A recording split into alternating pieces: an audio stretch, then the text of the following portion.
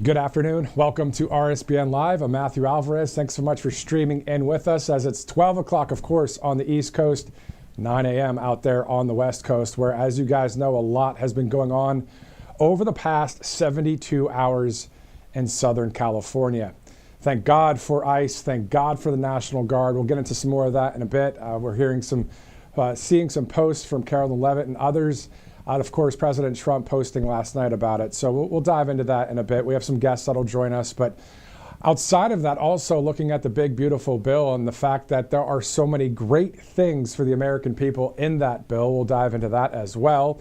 And also within that framework, still to balance the budget, obviously something that is needed in this country. So the 1-2 punch of balancing the budget, this great, big, beautiful bill, cutting taxes, but also will increase a lot for security along that southern border and with ICE, and just so many reasons why that is something that needs to move forward.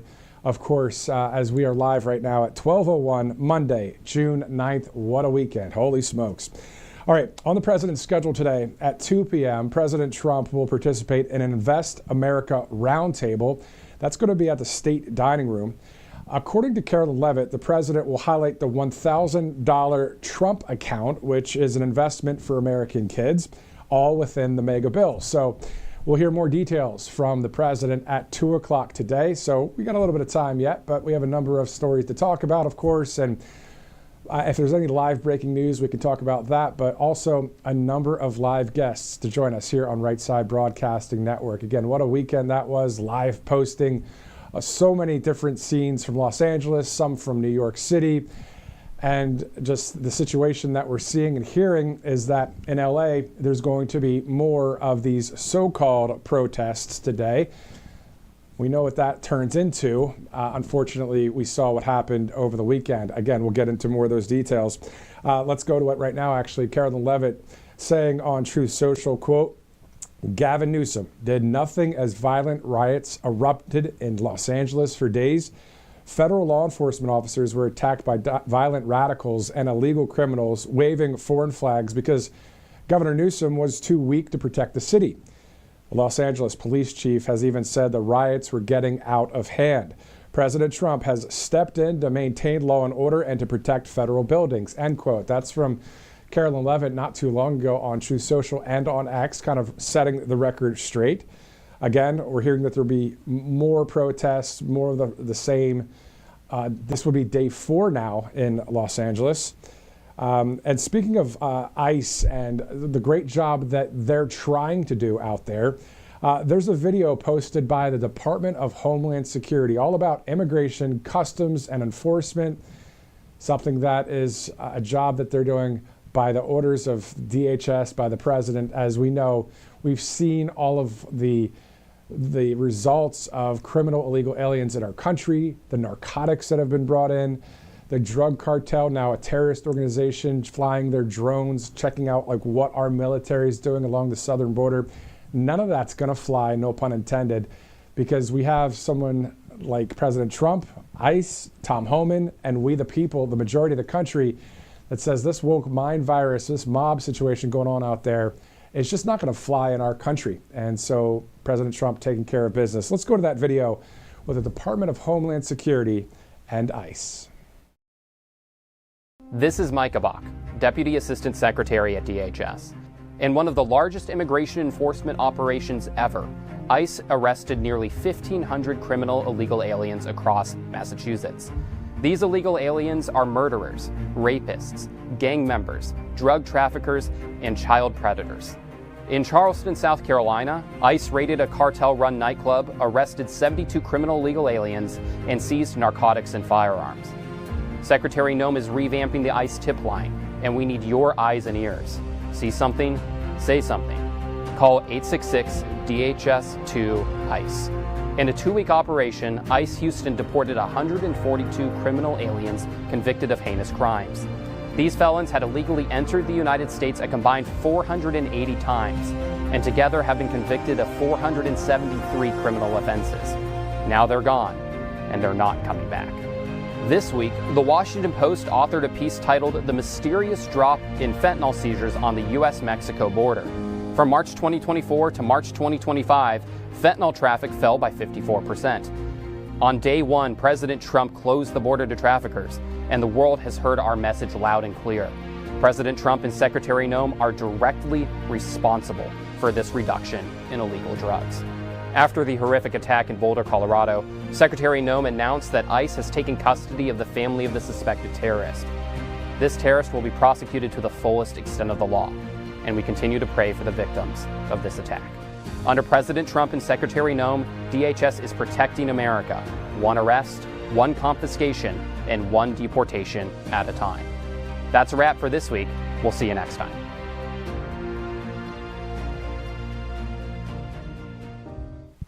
That truthful and transparent administration that we see from the top down, if you want to call it that, or top lateral, because we see the departments, the cabinet leaders, and all of the comms people putting out videos like that to share with the American people what the heck's going on out there.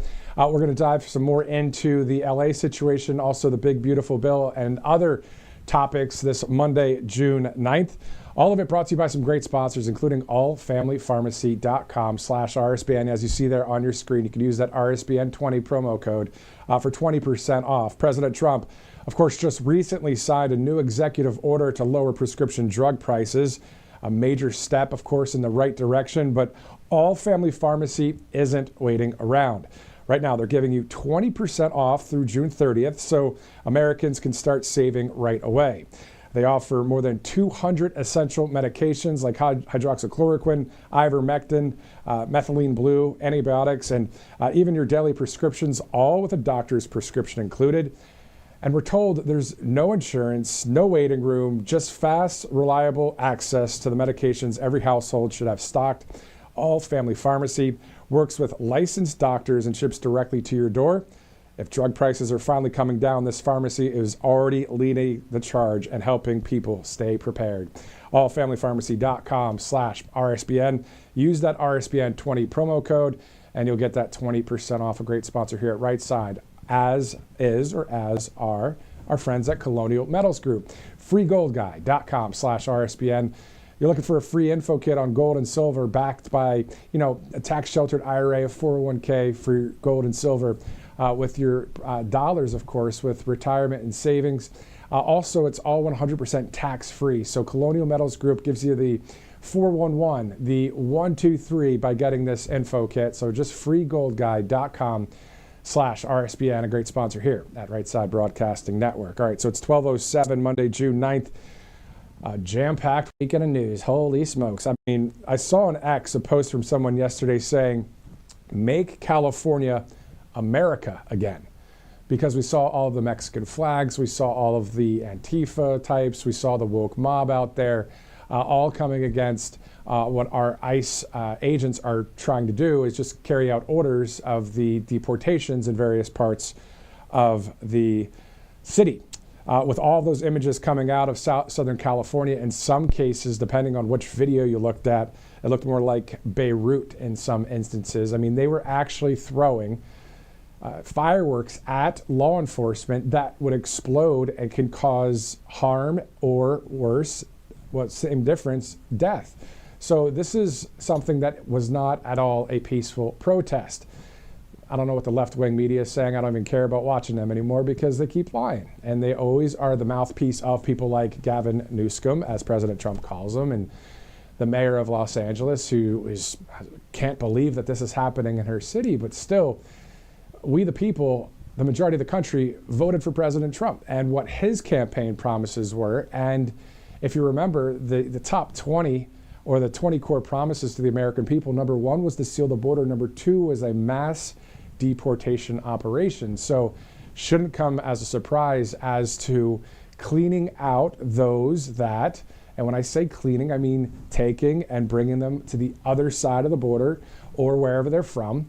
It's not always from Mexico. It's from anywhere in Central or South America or anywhere in any continent pretty much. So this is something, again, this is not new. Other countries around the world are dealing with migration, mass migration, border problems, border security. So it's not like, oh, what is President Trump doing? He's so bad. He's not. He's doing his job that we hired him to do because we said, yes, we want you to. seal that border. We don't want any more criminal illegal aliens in the country. And thank you for doing that. And thank God, again, for ICE and the National Guard. And some people say, well, don't you have a heart? What about the families? Well, yes, of course, I do, and I know we all do. But the thing is if you and I, again, were to travel to some other country and go there without documents or paperwork or a visa, other countries wouldn't even let you in. So that's kind of the same situation here, especially with those that are connected to criminal gangs and that kind of thing. I saw a speech yesterday from the president of El Salvador, Bukele, a great speech yesterday talking about how some of the tabloids and others would call him a dictator all the time. And he says, you know what? Because we're doing so well in our country, they can lie all they want. And he said, I would read and it would say dictator, dictator, dictator. But he said, it's better than reading that another El Salvadorian person was murdered. So he's saying, hey, let them lie about me. I don't care. We have got great results. And we know that El Salvador is doing a great job there. We know President Trump, of course, is the one that inspired all of these movements around the country to really go for it. So great to see a lot of great things happening. Unfortunately, today's day 4, and there may be more of these so-called protests in Los Angeles. We'll keep an eye out for you. As we know that we'll be shifting gears, of course, to talk about the big, beautiful bill and President Trump at 2 o'clock at the White House to have an event there. We'll have that in its entirety coming up a bit later. We have a number of live interviews as well. But let me just wrap up just for now. I know we'll touch and go on some of this throughout the broadcast, but of course, again, the other big story out there, almost more importantly, is the big, beautiful bill because of the details in it that would help in situations just like we're facing right now. So we'll get into that in a second, but I do want to say a couple things about my 30,000-foot observation on what happened out there. When you read Gavin Newsom's tweets, when you read Mayor Bass and others, and I still call them tweets, but they're ex-posts, I get it. But I said this yesterday, and it was actually thanks to Grok, the AI. I wrote in what I wanted to say, and this is what came out. So here we go. 4 days ago, U.S. Immigration and Customs Enforcement, ICE, launched a deportation operation in Los Angeles. Protesters, so-called protesters, attempted to obstruct the operation by physically interfering with ICE agents, throwing objects, getting in front of ICE vehicles, and damaging property outside ICE facilities. In response, the federal government deployed the National Guard to ensure ICE agents could carry out their lawful duties and to restore order, as local authorities, influenced by a leftist government, were not permitted to intervene effectively. That's what I believe happened. We saw it. We saw the videos. It was simple. ICE was going on their way to do their job, deportation operations. Protesters got in front of their vehicles. They threw objects at them. They destroyed property. You saw people that were all, you can't even see their faces, the Antifa type of feel, right? So we saw all that go on. And then from there, the LAPD, some of them, I'm sure, maybe all of them, the officers there, they want to do their job. Real quick side note, and we'll get back to it. I'm going to try and do the weave here, President Trump style, in a second. But this one law enforcement source told me a couple of years back in one of the major cities in America that the leftist leadership was just really influencing the local police force, and that this person wasn't able to do their job. There was a line of law enforcement watching a number of people break into a store and loot. And this person told me, I just wanted to go and take down the bad guy. They can't do that. That's illegal. And they weren't able to. And you look at what happened in Los Angeles with the LAPD. At first, if you're really monitoring the videos over the weekend, I know I did some live posting and that kind of thing, but the LAPD, they were retreating slowly as the marchers were coming onto them. That's probably not what they wanted to do, but they have to go with their orders, right? So instead, then they started finally to not retreat and go toward the marchers to make them realize, hey, you can't just take over this whole street. You can't shut down deportation operations anyway. So having said all that, no wonder President Trump said, hey, let's get the National Guard over there to take care of business. It was a federal operation at the beginning, and now it's a federal operation to help out. So it was ICE agents and National Guard taking care of business out there. Anyway, that's my 2 cents on it. I know it's a lot of frustrations out there, and we've been seeing a lot of posts on Truth Social and X with everybody saying what they're saying. We see you, I hear you, we hear you. And we know that we want what's right in this country. And we know that through President Trump and Tom Homan and the ICE agents and the National Guard, that is what's right for the country. That's the majority of America agreeing with me and agreeing with what the president's doing out there. So again, we're everyday citizens just like you guys are here, just monitoring the developments in Los Angeles. All right, let's go on to a live interview soon. Let's go to Angel Paste first out of Spring, Texas. Angelpaste.com. You can use the RSBN promo code. You'll get a percentage off there of the Angel Paste Miracle Cream. There's also a number of products on there, so check it all out. Angelpaste.com, a great sponsor here at Right Side.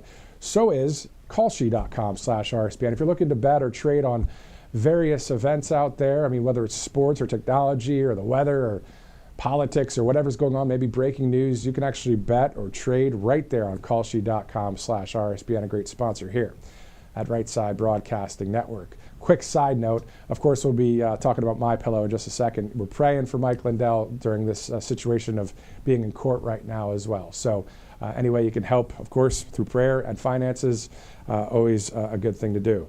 All right, let's go live now to one of our first interviews here, Chris Chmielenski of the Immigration Accountability Project. Chris, I know you were on last week. We did not see what was happening in Los Angeles at that point. Now we do. What say you?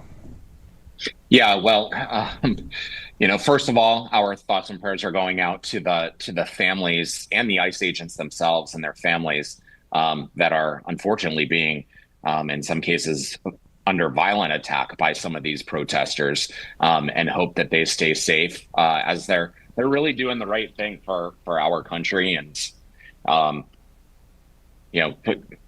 trying to protect the nation and protect public safety by going after some horrible people that are in the country illegally.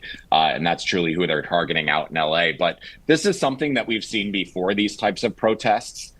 We saw it in 2005, 2006 with the May Day protests in the lead up to the 2007, 2008 amnesty bill. We saw it again. We saw it again around the 2013 Gang of Eight bill. We saw it again in the first Trump administration back in 2016, 2017, 2018, back in Portland. So this is nothing new. What we have seen come back are the Mexican flags. That word got out that it wasn't good television optics to be flying international flags at some of these protests and marches. Fly American flags if you want to be recognized here and stay here in the United States. But apparently that memo didn't go out this time, as we're seeing all sorts of Mexican flags and other flags being flown by the marchers and protesters. So did you, over the past 72 hours, have you been, monitoring social media or just watching news? And just what are your thoughts right now that the fact that they're saying there may be more of these type of protests, so-called protests, more of a riot, day 4 in Los Angeles? Yeah, I think we're going to continue to see them. And you have sitting U.S. senators that are calling for violent protests across the country. And interestingly, we've got a couple of votes coming up in Congress this week. For example, the House of Representatives is going to vote on legislation on whether or not non-citizens can vote in D.C. elections. After the D.C. City Council said that they could. So they certainly have the authority as the U.S. Congress over the District of Columbia to overturn that local law. So now we're hearing calls for violent protests in D.C. We're calling it for in other places, especially where there's notices of these ICE actions going on. So I think you might see it pop up in places across the country. It's interesting. You could see after the first couple of weeks or even first couple of months, especially with the turnaround that Gavin Newsom did on issues like men playing in female sports, the whole transgender sports issue. He was starting to moderate some of his positions, but not on this. For whatever reason, this is the one that triggers them. It never goes well for the other side. The optics aren't well for them. We're already seeing some tweets from Elon Musk. This might be the thing that brings Elon Musk and President Trump back together, because after all, this was one of Elon Musk's top concerns early on. So I think the protests that you're seeing in LA aren't going to be the last that you see in LA. And I don't think they're going to be the only ones that you see in the country. I think they're going to start popping up in other places. But I think that's also why you saw the Trump White House react so quickly by activating the California National Guard and talking about also bringing in the Marines. I think that people that are maybe on the left side of the aisle or maybe indifferent, they're just living their lives out there, may be shocked. Oh my gosh, you called the National Guard. But we have a president that actually does what he says. And I think that's part of the shock for people is we just haven't had this kind of real action for the reformation of this country. It really takes these kind of things to happen, does it not? Right, it does. And I'd like to, well, first, for starters, that's part of the reason why they're protesting. They're trying to stop the aggressive immigration enforcement that the Trump administration is currently doing. So that's what somewhat triggered these protests. Not that they're acceptable, and even you've heard it from the White House. Even Tom Homan said this morning. Said, listen, I respect First Amendment rights. You can go out there. You have the right to free speech. You have the right to assemble. You can protest all you want, but when it turns to violence, that's where we draw the line. And that's what the White House is currently doing with the calling up of the National Guard. But I think what they're trying to also do is send a clear message across the country. Hey, listen, if we have these sorts of violent protests in other cities besides just LA, this is how we're going to respond. Exactly. And the key word there is violent protest. If it's just a protest and it actually is peaceful, obviously that's protected in the Constitution. But you cross that line, then of course we see what's been going on out there in Los Angeles. Your thoughts about specifically the big, beautiful bill when it comes to all of the immigration security? I mean, part of the money will go toward finishing the wall and also increasing salaries or bonuses and more people to really take care of business. So your thoughts about that specific part of it? Right. And that's the strongest part of the bill. I mean, absolutely putting some money towards more border barriers is helpful. But what we really need is we need more boots on the ground. Border Patrol is pretty well established. I think they're funded right now for about 25,000 agents, but this will increase Border Patrol funding as well to get more boots on the ground. But ICE is what really needs additional officers on the ground. The only thing that I do caution is it's going to take some time for us to see the results of this.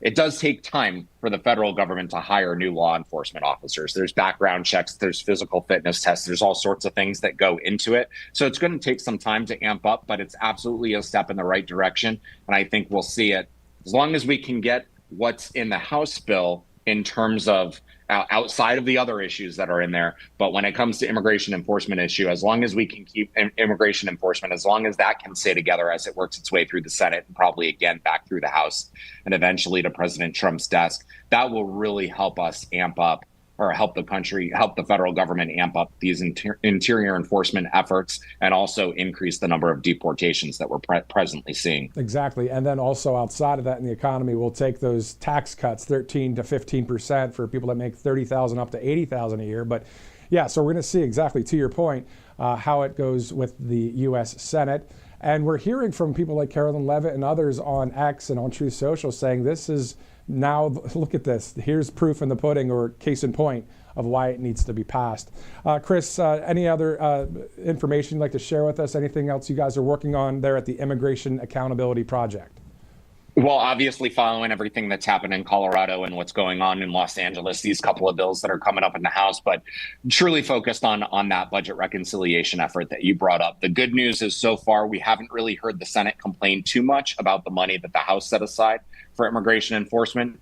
All we've really heard on the negative is a few senators saying we need more money for immigration enforcement. So we would be open to that as well. Do you think that people that are maybe, 20 years old, 22, 23, 27, and they say, hey, you know what? I might not have joined the military, but I'm going to go join Customs and Border Protection and to patrol the southern border. I mean, it looks like that's going to be, the recruiting is going to be a little bit easier possibly there. You might. And after you saw the response through just the election results of people's reaction to what happened over the 4 years under the Biden administration, with just essentially just throwing open the southern border and the impact that it has on the United States. There are a lot of people that, of course, came across the border and aren't going to do harm here in the United States, but a lot of bad folks came across. And we've seen that come to fruition in the last couple of weeks alone. So I think you could see, I think the reputation for immigration enforcement is not quite as bad as it once was. And certainly when you throw open the border of the country and you pretty much put immigration enforcement on hold, you're going to have you're going to see that sort of a response saying, hey, this actually does play a role in keeping the nation safe and ensuring public safety. And it just goes to show it's not just our country. There's so many countries out there dealing with border security. I was actually looking yesterday at some news in the UK and the Reform UK party with Nigel Farage talking about mass migration there and showing a bunch of illegal immigrants not from, Central America, South America, people from all around the world. The same thing we're dealing with here. So this is a global thing going on, isn't it? It really is. And I mean, the migration issue was one of the things that helped lead to Brexit. Because the second you stepped foot inside the European Union, you could go to any one of those countries. So the second you could get into Turkey, for example, you could then hop on a plane, go to Germany, go to England, some of the more wealthier countries within the European Union. So it certainly is an international issue. And I think a lot of countries around the world, not just the United States, are starting to realize the impacts of unchecked mass migration into their countries and the impacts that it has on the welfare system, public infrastructure, all sorts of different issues. Do you think there needs to be a detox process for the people that are the woke mind virus types around this country, of the fact that so many times we've been so tolerant with everything in this country and politically correct so much, and the law and order has been so weak over the years, but now we're seeing, oh, these guys are committing crimes, we have to deport now. Like, do you see what I'm saying? Like, we've been so soft in some of these areas over the years. Right. And I do see that. And I think that's the way that the Trump administration is looking at this, or trying to position this, the case of the Maryland man, Kilbaro Abrego Garcia, where, okay, here's somebody that we deported. Everybody got all upset that we deported him without due process under their arguments. But now we're bringing him back and we're going to show you exactly how bad this guy is. And they have all of the list of indictments that came from the grand jury with all of the instances of human smuggling that took place in Tennessee that he's now being accused with. So they're going to show you exactly why they're getting rid of these people. And that could be sort of the breakdown of the woke barrier on this issue of illegal immigration, especially when it comes to deportations. Because deportations for most, well, not most, I won't say most, but for close to half of the country, deportation still seems to be a dirty word. That I hear you. And so to your point, President Trump saying that on Air Force One, that basically going to show the country, like, this is what this guy has done specifically. And people like Terry Moran at ABC News and other people that are out there on the left side of the aisle, always coming to the defense of people that are criminal, illegal aliens. Does that make any sense to you at all? It doesn't. And what it does is it just shows their true colors. They just don't want anybody deported. That's their bottom line. Whether they're here, whether they're a criminal or whether they're a non-criminal, they just don't draw the line. They just don't want people removed from the country. So, like I said, I think this particular case may end up exposing. Obviously, it's going to go before a jury of his peers, and they'll have the final say on it. But if the White House, if the administration gets a conviction on this, if the federal government gets a conviction on this, I think it'll show a lot as to, and might end up changing some minds, changing a significant number of minds. Of course, you may end up having to dig for those news stories, because I'm sure while the news networks were great about talking about his deportation, his removal to the El Salvadorian prison, they're not going to talk about this if he's found guilty of all these human trafficking charges before a jury of his peers. Wasn't there video from police camera video, showing him in there with the human trafficking situation? I mean, there's actual proof that's out there, let alone the MS-13 thing on the knuckles. You know what I mean? Right, right. Yeah, they have that instance of the body cam footage of where he was pulled over, and they actually reached out to the Biden administration. The Biden administration said, no, no, no, let him go. I think they said there were 9 individuals that were in the car without identification, or all had the same identification, but they all gave the same address. But apparently now it sounds like there's even more of those instances that they have now turned over, that they've gotten from Tennessee and maybe from some other places. And that is something that's unfortunately happening in pockets around this country, the human trafficking situation, even outside Correct. of fentanyl and just criminal illegal crime. So, Chris, thank you so much for joining us from the Immigration Accountability Project. Thank you again. We'll see you again soon. Thanks so much for having me back on. Definitely, definitely. All right, so it's the bottom of the hour, 12:30, Monday, June 9th here on RSBN Live. I'm Matthew Alvarez. We're awaiting this event that is going to be in about an hour and a half from now. We'll have it in its entirety. We'll also be interviewing a number of other people as we move forward today, including Christina Loren. RSBN host Christina Loren will join us. We also will have Pastor Lorenzo Sewell from Detroit at 180 Church. Will be talking to us in just a bit. So looking forward to hearing from them, but also we'll monitor any live news, and also we'll take a look at President Trump's Truth Social posts as well over the past 24 to 48 hours and see what's going on out there. Let's go to Tax Network USA. 800-357-1415 is the number. TNUSA.com/RSBN is the website, all about settling back taxes. So if you missed a year and you're kind of struggling along there with that, just give them a call. They'll work right alongside you and help you out, get you a plan for that financial peace of mind. And all you have to do is just reach out to them. 800-357-1415, TNUSA.com/RSBN. Let's shift over to mypillow.com/RSBN, the exclusive special. You get that for free with any purchase. That's pretty cool right there. It's the multi-use pillow 2.0 with the USA Revival Roll and Go cover. Pretty cool stuff right there. mypillow.com/RSBN. More than 2,000 products on there. And when you use the RSBN promo code, you get quite the percentage off. Remember, we're praying for Mike Lindell as he's going through a difficult time right now in court. But still, though, you can support him through a number of ways, including mypillow.com/RSBN.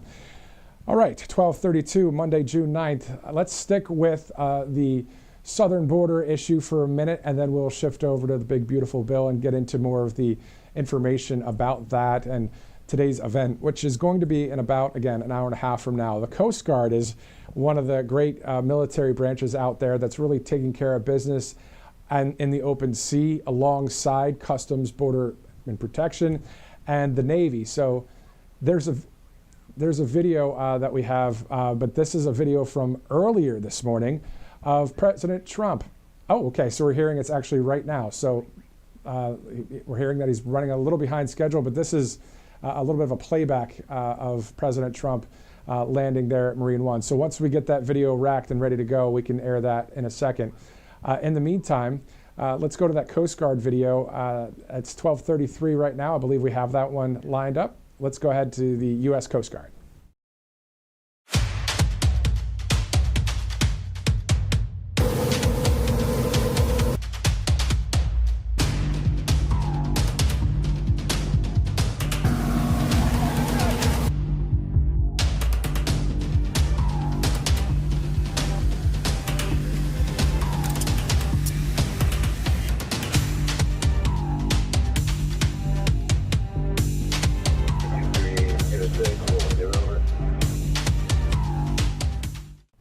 All right, so that's just a quick video from the Coast Guard. They're out there doing their work as well. So this is a full, like, all hands on deck effort that's going on. We've seen the southern border get sealed because of Customs, Border Protection, and the military and local law enforcement in the area that want to participate.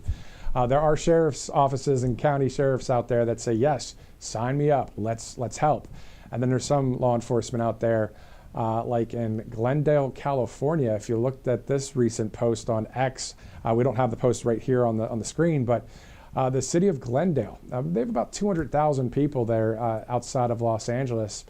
Well, they are terminating their contract with Homeland Security and ICE as a detention center or a holding area there because of what's happening in Los Angeles. So That's Glendale, California. Unfortunately, they're doing that. But outside of that, you see, like you just saw, the video of the Coast Guard out there on the open sea with the Navy doing the best they can to stop human trafficking, stop criminal illegal aliens from coming across the border, and also stopping narcotics from coming across the border. We're seeing a lot of those, as they call them, interceptions of illegal alien vessels out there. So, all right, let's shift over to President Trump from Air Force One. About 100 times over budget. We're putting a flagpole over there. Under budget. I always do under budget. What does your intel tell you about these people causing all the problems in LA? Oh, are they people ICE is trying to deport, or are they professional agitators? The people that are causing the problem are professional agitators. They're insurrectionists.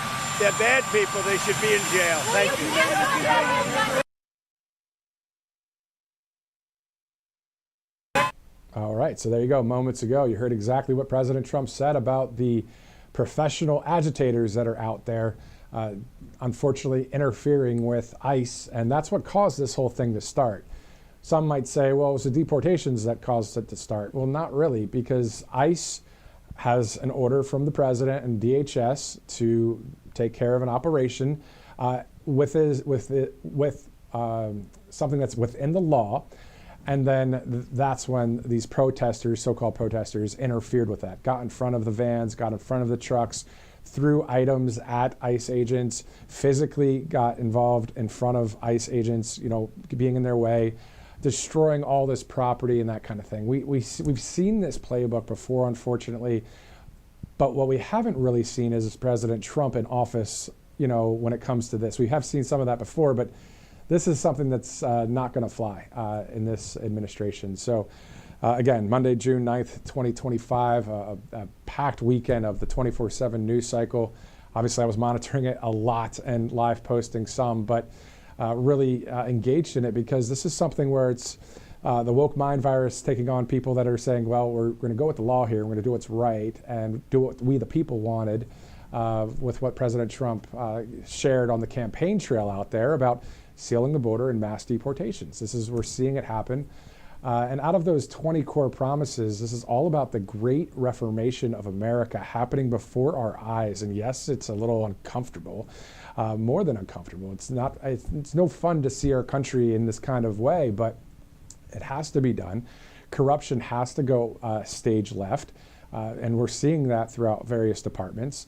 And then also people that are corrupt here, criminals that are not even supposed to be in our country, have to be exiting stage left. And then the same thing with the mainstream media. People are just not watching as much anymore because they're sick of the lies. So switching over, of course, to conservative media, and glad to have that happen, of course, here at Right Side and a lot of other conservative media out there. But it's just great to see all these things happening here. As it's very historic. This is historic times that we're living in, and we've been monitoring it, especially all weekend here at Right Side. So, let's move on to a number of other things right now. Let's re-rack a little bit, start at the top, and say that at 2 o'clock today, President Trump will have this event there. He'll be participating in an Invest America roundtable. It's going to be at the State Dining Room. We'll have that in its entirety. And according to Karen Levitt, the president will highlight the $1,000 Trump account, which is an investment for American kids, all within this mega bill. So we will be hearing from the president and a few others in just a bit. Also, we'll have some more live interviews coming up. The Pastor Lorenzo Sewell, if you remember, he prayed at President Trump's inauguration inside the U.S. Capitol building on January 20th. Well, he'll be joining us live in just a bit, just to talk about the big, beautiful bill, but also what's going on in Los Angeles, the need for prayer in our nation, and the like. So we're looking forward to having him on. And then on top of that, we'll have RSBN host Christina Loren, who will also talk about a number of those things that she's seeing out there in the country, as she will be live in Nashville, Tennessee. So we'll have Detroit and Nashville coming up. Those of you watching on the West Coast, way out there on the West Coast, I'll tell you, I hear you on the Southern California area of how interesting it is out there right now. And we know that this is day 4, and we're hearing that there will be more of these so-called protests going on, but it's more, kind of like fake news. It's more of a riot and not a protest. But again, if they do peaceful protesting, that's allowed. You're allowed to do that. But unfortunately, we saw that people were getting in the faces of all of these National Guard and ICE and law enforcement. And the thing that's really wild is the videos I saw last night where there would be explosive devices literally thrown at police. We're talking about fireworks that aren't just some sparkler on July 4th, something that explodes with a loud flashbang almost, and it wasn't coming from law enforcement, it was coming from the protesters. And this is not Beirut, Lebanon, so holy smokes, you gotta take care of business, and that's what we see happening out there with the National Guard and 500 Marines at the ready. Now, I'm going to tone it down because we can't go in this direction and stay at that level the whole time. We don't want something crazy going on. We simply want the deportation operation to continue, and people have to allow that to happen. And if they don't, if they interfere with the law, and they break the law, then the consequences are there. So, all right, so let's button that one up for a little bit. I'm sure we'll talk about it a little bit later, but this big, beautiful bill situation, we see so many great things in it. We also hear from other people that say, well, you got to balance the budget. Well, that's true too. But right now, tax cuts for Americans, and also the southern border increase in security, the wall being built, and so many other reasons, including what you'll hear about today, this Invest in America event. You'll hear from President Trump all about that. So many more reasons out there, but we'll get to that in just a minute. Let's go to one of our sponsors, All Family Pharmacy. President Trump, of course, recently signed that new executive order to lower prescription drug prices, a major step in the right direction. But All Family Pharmacy, they're just not waiting around for that, because they're giving you 20% off through June 30th so Americans can start saving right away. They offer more than 200 essential medications, including ivermectin, hydroxychloroquine, methylene blue, antibiotics, and also your daily prescriptions, all with the doctor's prescription included. So there's no insurance, no waiting room needed, just fast, reliable access to the medication every household should have stocked. All Family Pharmacy works with your licensed doctors and ships directly to your door. So really all you do is go to that website, check it all out, fill out some of that paperwork there online, and you will get what you need as soon as you need it. So if drug prices are finally coming down, this pharmacy is already leading the charge and helping people stay prepared. So go to allfamilypharmacy.com/RSBN. Also, if you'd like to donate to Right Side Broadcasting Network, all you have to do is text RSBN to 801-801. So just text RSBN to 801-801. We also have a newsletter, rsbnetwork.com/newsletter. You see that information on your screen there. Get America First updates and exclusive offers, rsbnetwork.com/newsletter. Thank you guys so much for streaming in today and, being a part of this family here in America. We the people, the majority of this land that voted for President Trump, and all those rallies and speeches and remarks that we covered here at the network over the years, and going on a 10-year anniversary coming up here for Right Side Broadcasting this summer. So if you'd like to donate, it's just texting RSBN to 801-801. All right, so it's 12:43, Monday, June 9th. I'm Matthew Alvarez. You're watching RSBN Live. We're looking forward to seeing RSBN host Robert McNeely in the near future, including June 14th. I'll tell you all about it after the break.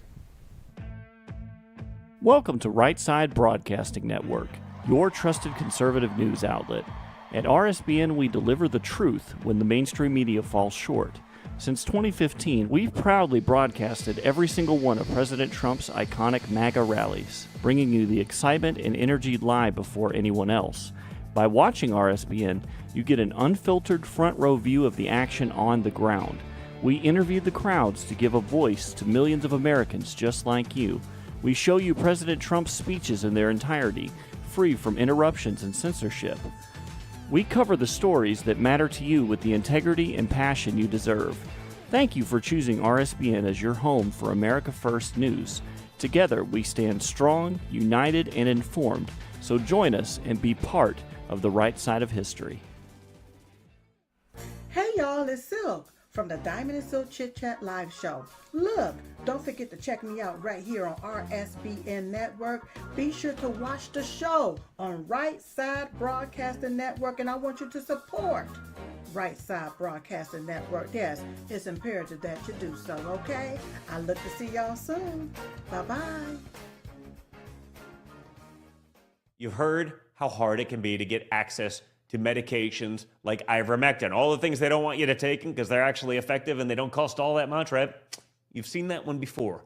So it's critical to have something like that on hand for any emergency and to be prepared in a time of crisis. And that's why I want to tell you about All Family Pharmacy. They're cutting through the nonsense and they make it easy to get hard to find medications when you need them most. They'll provide the prescription, no hoops to jump through, no waiting room, no hassle, and they deliver it right to your door. All Family Pharma even lets you order in bulk so you can stay ahead of the curve.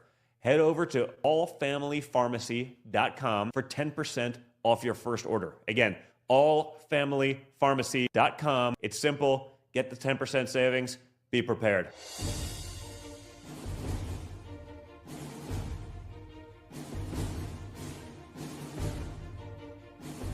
To celebrate our newest launch, Rev 7, I'm bringing you an amazing introductory offer, plus an exclusive overstock sale that you're not going to want to miss. Rev 7 is our premium energy drink that tastes great and gives you energy all day with no jitters and no crashes. That's because there's no sugar and no caffeine. I'm so sure you're going to love Rev 7 that for a limited time you can try our 3-pack absolutely free. Or check out our Percale bed sheets. I can't believe I'm even going to say this. Every color, every style, every size, only $29.88. So go to mypillow.com or call the number on your screen. Use your promo code to save 20% on our Rev 7 12-packs or try our introductory 3-pack absolutely free. And our Percale bed sheets, all sizes, only $29.88, even the queens and kings. Inventory is extremely limited, so order now. Welcome back to RSBN Live. I'm Matthew Alvarez. Hearing that the American flags, the two 100-foot flagpoles, are actually going up next to the White House, one on one side, one on the other. And we may have video of some of that going on. So kind of cool to see that as we've been hearing about that. That was probably a couple months ago that we heard about the two flagpoles, 100 foot in the air, 100 feet in the air. It will be great to see Old Glory from both sides of the White House there. So again, as soon as we get any video, we'll show that to you. This, as we await the president's 2 o'clock event there at the White House. Looking forward to that. We'll have it for you in its entirety. Also, we're going to go to a video from El Salvador as the president, Nayib Bukele, had some great things to say last night. Really, I think he and so many world leaders are inspired by President Trump. I mean, President Trump, if you think about it, he's inspired so many people. He's inspired this huge, huge, huge movement called MAGA, which is the majority of the country. How many millions of people are we talking about? 80 plus, 100 million, 150 million? How many people around the free world are encouraged by Donald Trump? How many world leaders have been said, you know what? I can do the same thing here in my country. Viktor Orban and Jair Bolsonaro when he was the president in Brazil, and Nayib Bukele in El Salvador. So as we get those videos ready, we'll go to them here shortly. But again, hearing about this possible video that we may have of the American flagpoles going up on each side of the White House, and also the president of El Salvador actually addressed his nation last night, and he had some really, really strong words and really good things to say. And I believe the video is only about 1:30 long, so you can really kind of see where he's coming from. As you know, El Salvador's crime rate has all but disappeared because of what that great president is doing there. And we see what our great president is doing here as we continue to work hard to make law and order the way and have more safety and peace here in this country, even though people have been getting in the way of that deportation operation in Los Angeles. But, you know, again, the National Guard has been called. The Marines are on standby. So hopefully everything just peacefully happens in a good way moving forward for Los Angeles and any other areas that this may happen. All right, so again, on the president's schedule, 2 o'clock, he will participate in the Invest America Roundtable. That's at the State Dining Room. The president will highlight the $1,000 Trump account, which is an investment for American kids, all within the mega bill. So I'm hearing we have some video of President Trump out there with those American flag poles, I believe. Let's go and take a look at that.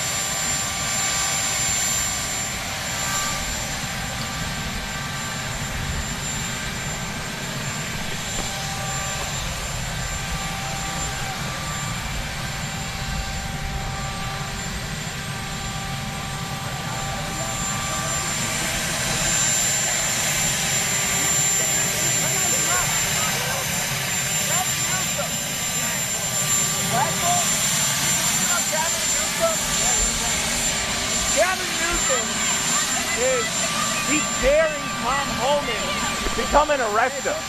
Should he do it? I would do it if I were Tom. I think it's great. Gavin likes the publicity, but I think it would be a great thing. He's done a terrible job. Look, I like Gavin Newsom. He's a nice guy, but he's grossly incompetent. Everybody knows. All you have to do is look at the little railroad he's building. It's about 100 times over budget. We're putting a flagpole over there. Under budget. I always do under budget. What does your intel tell you about these people causing all the problems in LA? Oh, Are they people ICE is trying to deport, or are they professional the agitators? people that are causing the problem are professional agitators. They're insurrectionists.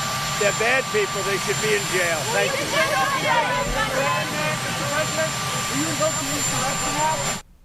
Okay, so there you go. President Trump moments ago departing or exiting Marine One there at the south lawn of the White House. Then, of course, taking a look over where those American flags will be put up. The 100-foot pole, 100 feet in the air, there will be 2 of them. So he was talking to some of the construction workers there outside the White House about those American flags. If you remember, this was a couple months back. where the president said we're going to put these flags high above there at the White House. There is one, of course, right on the top of the White House, as you can see there. But these 100-foot flagpoles will be on either side of the White House, nice and tall for everyone to see. Old Glory, USA, right there. So it'd be great if that is already put up by June 14th, this Saturday, for the grand parade for the U.S. Army. So looking forward to seeing that coverage right here on Right Side. So before I went to a commercial break, before I was talking about Robert McNeely. Well, of course, he'll be back in the studio today, this week, and all that. He's also going to be going to Washington, D.C. Looking forward to having live coverage there with our U.S. Army and all of that coverage. You can catch it all right here on Right Side. What a day that's going to be on the 14th. So, all right, so it's 12:55, getting close to the bottom of the hour, actually the top of the hour in 5 minutes.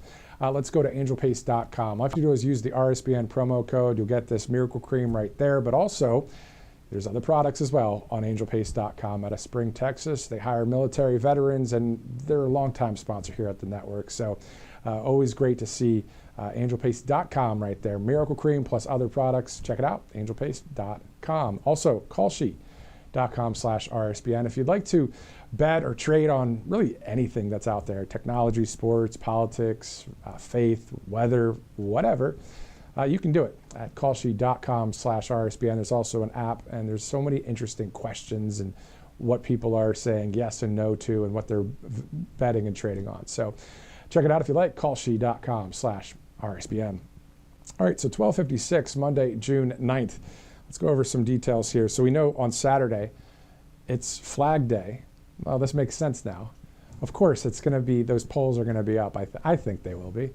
So it's Flag Day on Saturday. So those two 100-foot flag poles will be hopefully up. And then President Trump's birthday is that day. Of course, there will be the U.S. Army military parade celebrating that 250 years of the Army. So more than 6,600 soldiers, 150 vehicles, and 50 helicopters to follow a route from Arlington, Virginia to the National Mall, starting at the Pentagon with fireworks to follow. Very secure event, of course, with just checkpoints and all that. And then you've got the Army there. So, so looking forward to just seeing an awesome parade there to celebrate 1775 to 2025 and beyond, of course, for our United States military, the Army. And we'll have live coverage right here on Right Side Broadcasting Network. I'm getting the sense that it may be like a rally day in a way, because think about all of the patriots that'll be out there and just enjoying the parade. A great day to be had, and we'll have it right here on Right Side Broadcasting Network. Also, the next day, so from the 14th to the 15th, from the 15th to the 17th, it's the G7, the President's G7 there in Canada. So there will be a number of countries, of course, 7 nations in total. I do believe, if I was looking, that there may be India's President Modi is also being invited. There was some talk back and forth of Canada and India, but anyway. So, but still, President Trump will be in Canada. Still waiting on the specifics on that, but it is the G7 from the 15th to the 17th. And then the Netherlands, the president will travel there for the NATO summit, which is June 24th to 26th. So looking forward to all of that. Now, speaking of international situations and news out there, 2 things real quick. Bruce Springsteen is in the middle of a world tour right now. He should probably stay overseas. Obviously having a severe case of Trump derangement syndrome and the woke mind virus. It's a bad combo. I saw a video just the other day of him saying some just garbage out there in these other countries, and it's not fun to see it. And anyway, maybe he just wants to stay out there, though. If you don't like the country, you could really just stay there if you want. Just saying. Also, President Nayib Bukele on the other side of the aisle, one of the great leaders of the free world. Of course, President Trump is the leader of the free world.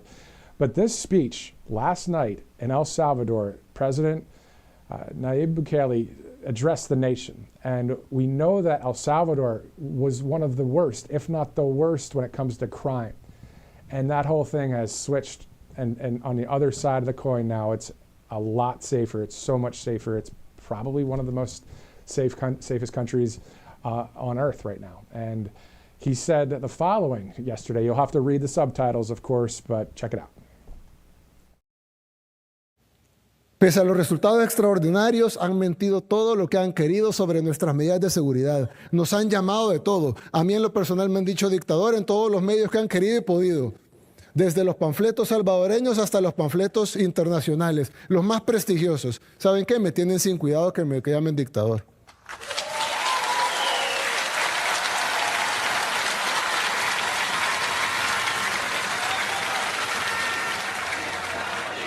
Prefiero que me llamen dictador a ver cómo matan a los salvadoreños en las calles.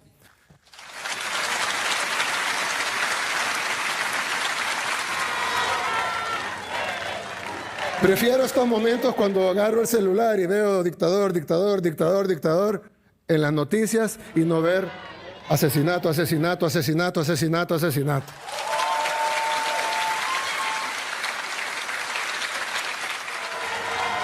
Prefiero que me llamen dictador, pero que los salvadoreños podamos vivir al fin en paz.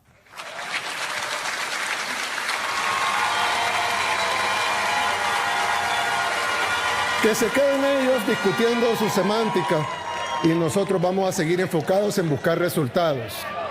Y contrario a las mentiras que ellos difunden día y noche, tenemos más resultados que cualquier otro gobierno en toda nuestra historia. Mic drop from the president of El Salvador there. Just really giving it to the fake news.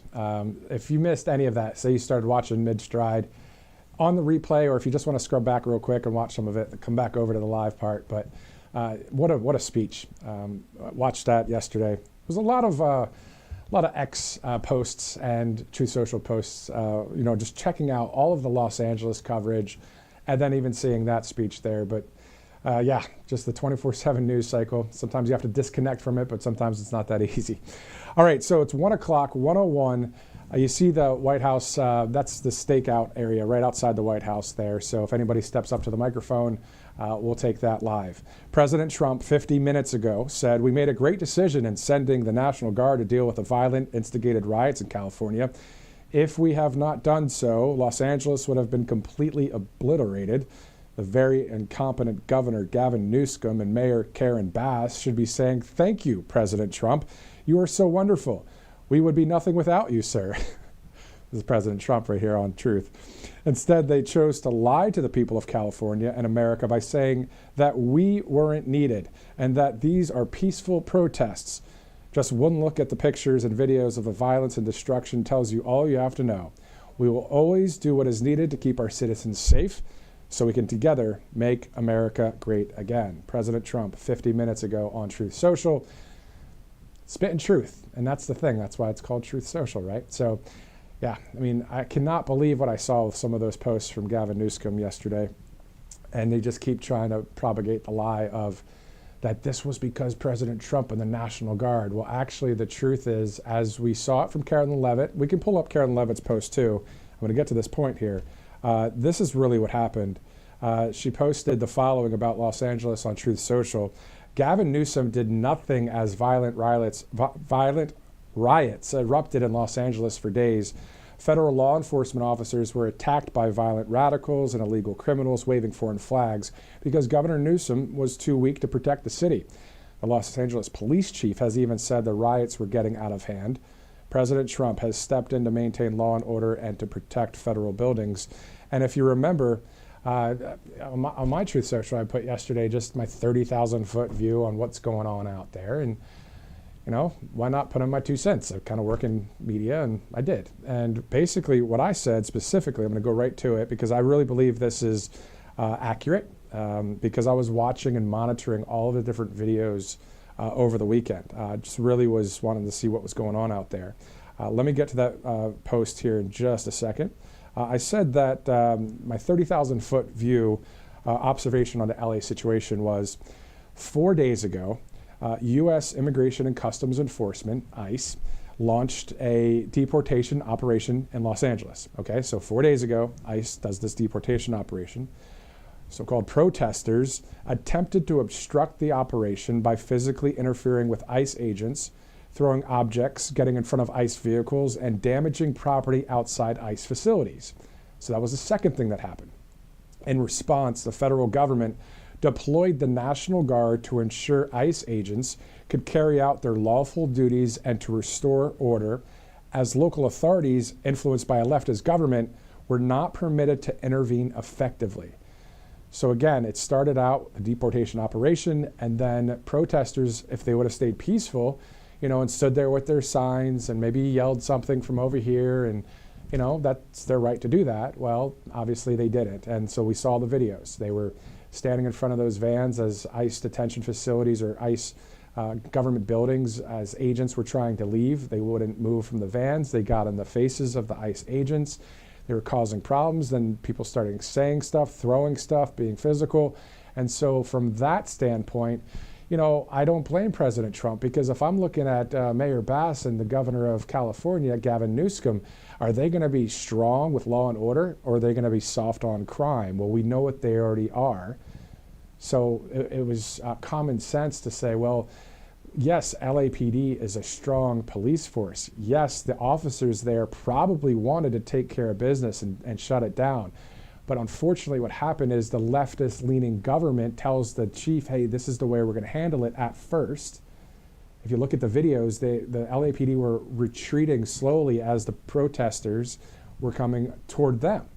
It's not how you handle this situation. You either stand there as a wall or you go towards the protesters, because you're trying to clear out a situation. You're also trying to let ICE do what it's supposed to do. It's a law-abiding ICE agent that is saying, okay, I received an order to go take care of business.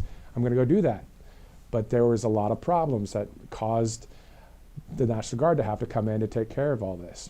Now the LAPD and the chief's saying, well, yeah, we're overwhelmed. We need all of this. So that's the truth of what's happening. But Gavin and Mayor Bass are saying the complete opposite. Makes no sense. Actually, it does. They just like to lie. They love lying. They love to lie to we the people.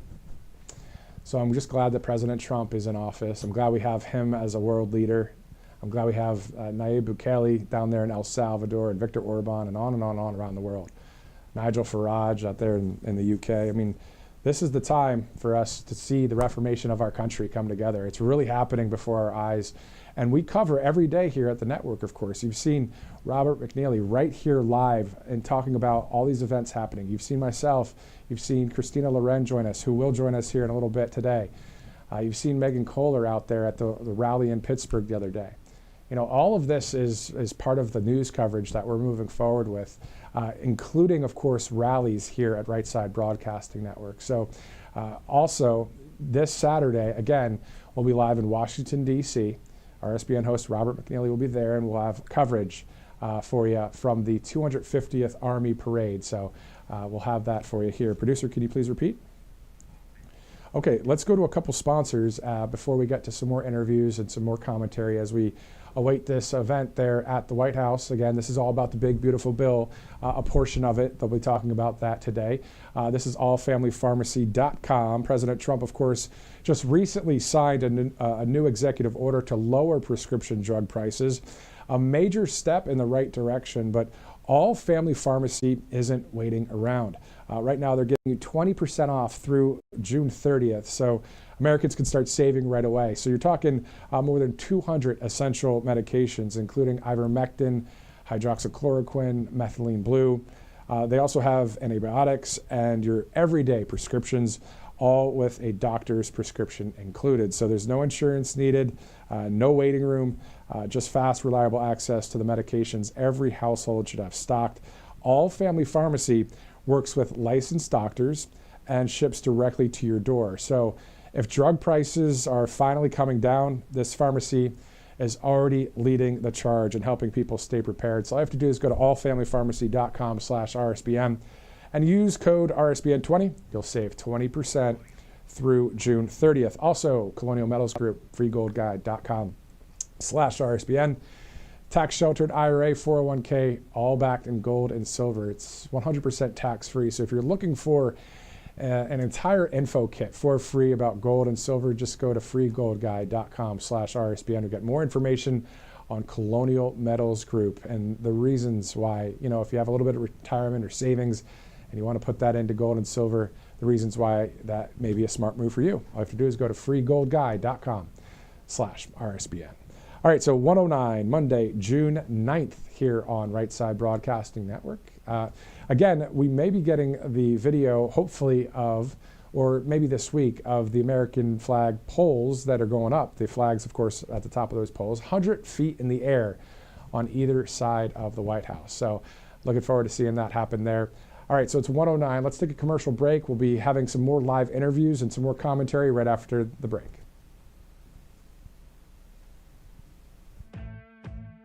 Welcome to Right Side Broadcasting Network, your trusted conservative news outlet.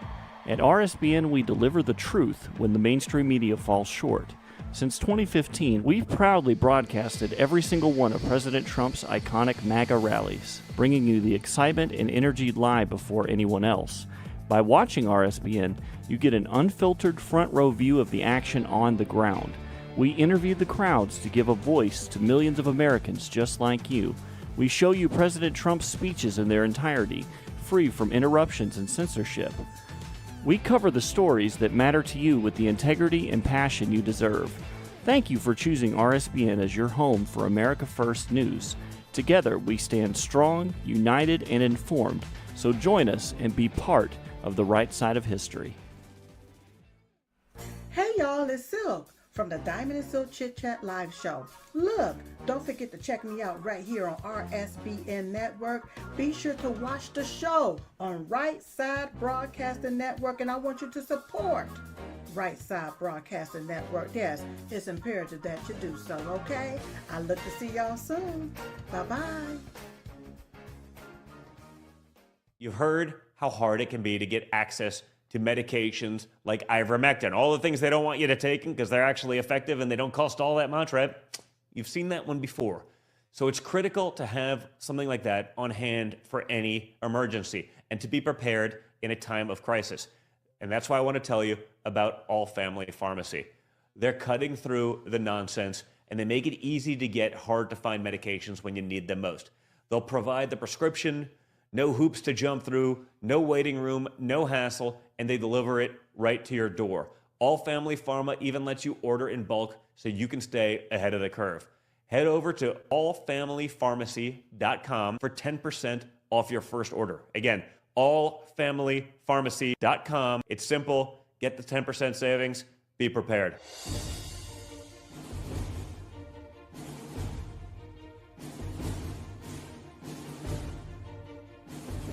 To celebrate our newest launch, Rev 7, I'm bringing you an amazing introductory offer, plus an exclusive overstock sale that you're not going to want to miss.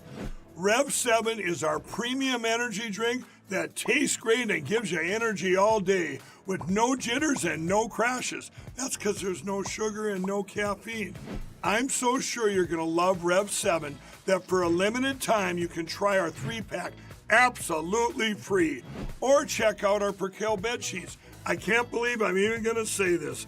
Every color, every style, every size, only $29.88. So go to mypillow.com or call the number on your screen. Use your promo code to save 20% on our Rev 7 12-packs or try our introductory 3-pack absolutely free. And our Percale bed sheets, all sizes, only $29.88, even the queens and kings. Inventory is extremely limited, so order now. Welcome back to RSBN Live. I'm Matthew Alvarez. It's 1:13 on Monday, June 9th, 1:13 in the afternoon on the East Coast. Thanks so much for streaming in with us as we get ready to go to the White House. We'll see President Trump in just a bit. This is about the big, beautiful bill, specifically an Invest in America event. We know some more details will be shared here as well. As Carolyn Levitt said, the president will highlight the $1,000 Trump account, which is an investment for America's kids, all within this mega bill. So looking forward to hearing more details about that. Also, a brand new programming announcement for you.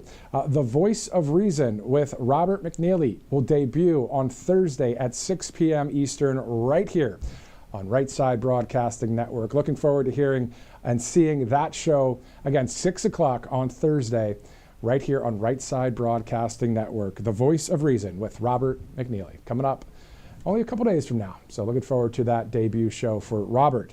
Also, 1:14 Monday, June 9th, looking live right now at the stakeout spot there at the White House. So it's a Monday, it's June 9th, and there's nobody there right now. But if there is, well, we'll go to it right away. I remember last Monday, Carolyn Levitt stepped up to the microphone there, and sometimes Stephen Miller does. And, you know, both of them are great patriot rock stars, just like the cabinet that President Trump has selected, and looking forward to seeing more wins and justice being served out there as well. All right, let's go now to Detroit, Michigan. Pastor Lorenzo Sewell of 180 Church. Pastor, how you doing, man?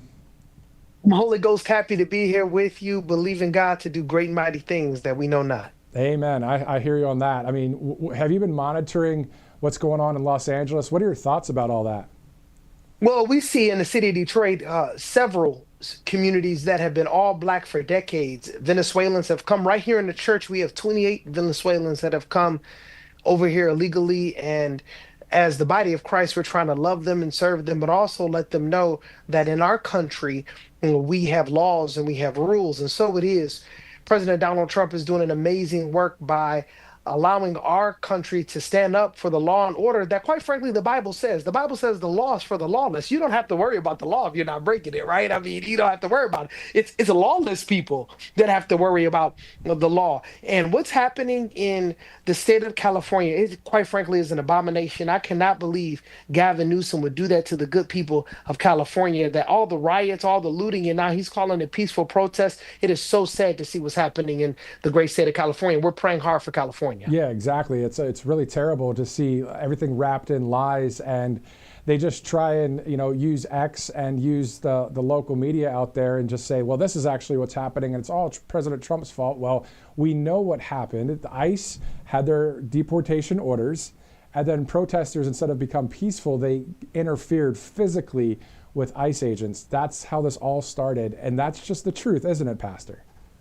Can you imagine if Maxine Waters had the same passion that she did to help illegal immigrants? Can you imagine where black people would be if she loved black people the same way she is fighting for illegal immigrants? Do you know that California is ground zero in terms of the crack epidemic, in terms of gangster rap, in terms of negative black culture, in terms of mass incarceration? That's all up under Maxine Waters' watch. And instead of fighting for justice, instead of aligning with our president and fighting for the good people of California, what is she doing? She is physically fighting against the very Constitution that she said she would defend. I mean, you can't make this up. I can't believe the video. I cannot believe the video, Pastor, when she was walking up to ICE agents, fully, uniformed ICE agents with the bulletproof vests and all the military look to them. And I demand to go in that room to see this SCIU guy who stood in front of the van that stopped ICE agents from, I mean, come on, man. I can't believe it. And for me, it's so sad. We need to be praying. This is a spirit. This is a spirit that enters into the minds of people through the media. That spirit, that lie, that stronghold that people believe that Donald Trump is such a bad president. If he was such a bad president, why is it that 1 year ago he would come to my community? If he's such a bad president, why would he give somebody like me an opportunity to preach at the RNC? If he's such a bad president, why would he give me an opportunity to pray at the inauguration? He's the greatest president of all time. We need to be supporting him. Look at the judges blocking him. Can you imagine this? Out of the history of our constitutional republic, we have never seen judges block a president. I mean, it's like a scary movie. I can't believe that we're allowing this to happen, but it's not going to happen on our watch. And that's what we're seeing out there is the National Guard stepping in, the Marines are on standby. And if everybody's like, oh, this is authoritarian or this is a dictatorship, it's not. We're not doing it for bad reasons. This is only to protect the people, to keep them safe. And also, ICE is ordered to deport illegal immigrants. That's their job. So it's just wild to see it. Sir, let's talk about the big, beautiful bill just a bit, too. I mean, within that, it looks as if the immigration security, the wall being built, all sorts of good things will happen when that would hopefully pass. There are people that say we got to balance the budget, too. Well, yes, that's part of the whole program here over this administration. So any thoughts about the big, beautiful bill? We need all our senators to get on board. I pray for them every day, all 100 of them. I pray for them by name. We need all of them to get on board. This big, beautiful bill, not only is it going to help our voting rights, because if we're not careful, they're going to continue to cheat, and then Gavin Newsom could be our next president. Can you imagine that? In that big, beautiful bill, we have voting rights. And we see that our president, he's putting illegal immigration on top of the list. Why is that? Because we voted for that. The American people voted and gave him a mandate to do what he's doing, and judges are trying to stop it. Can you imagine this gentleman from Maine gets deported, comes back, and the judge said due process? I can't believe this is happening. I know. And then on top of that, the media is right there, just saying, oh yeah, he's just a family guy.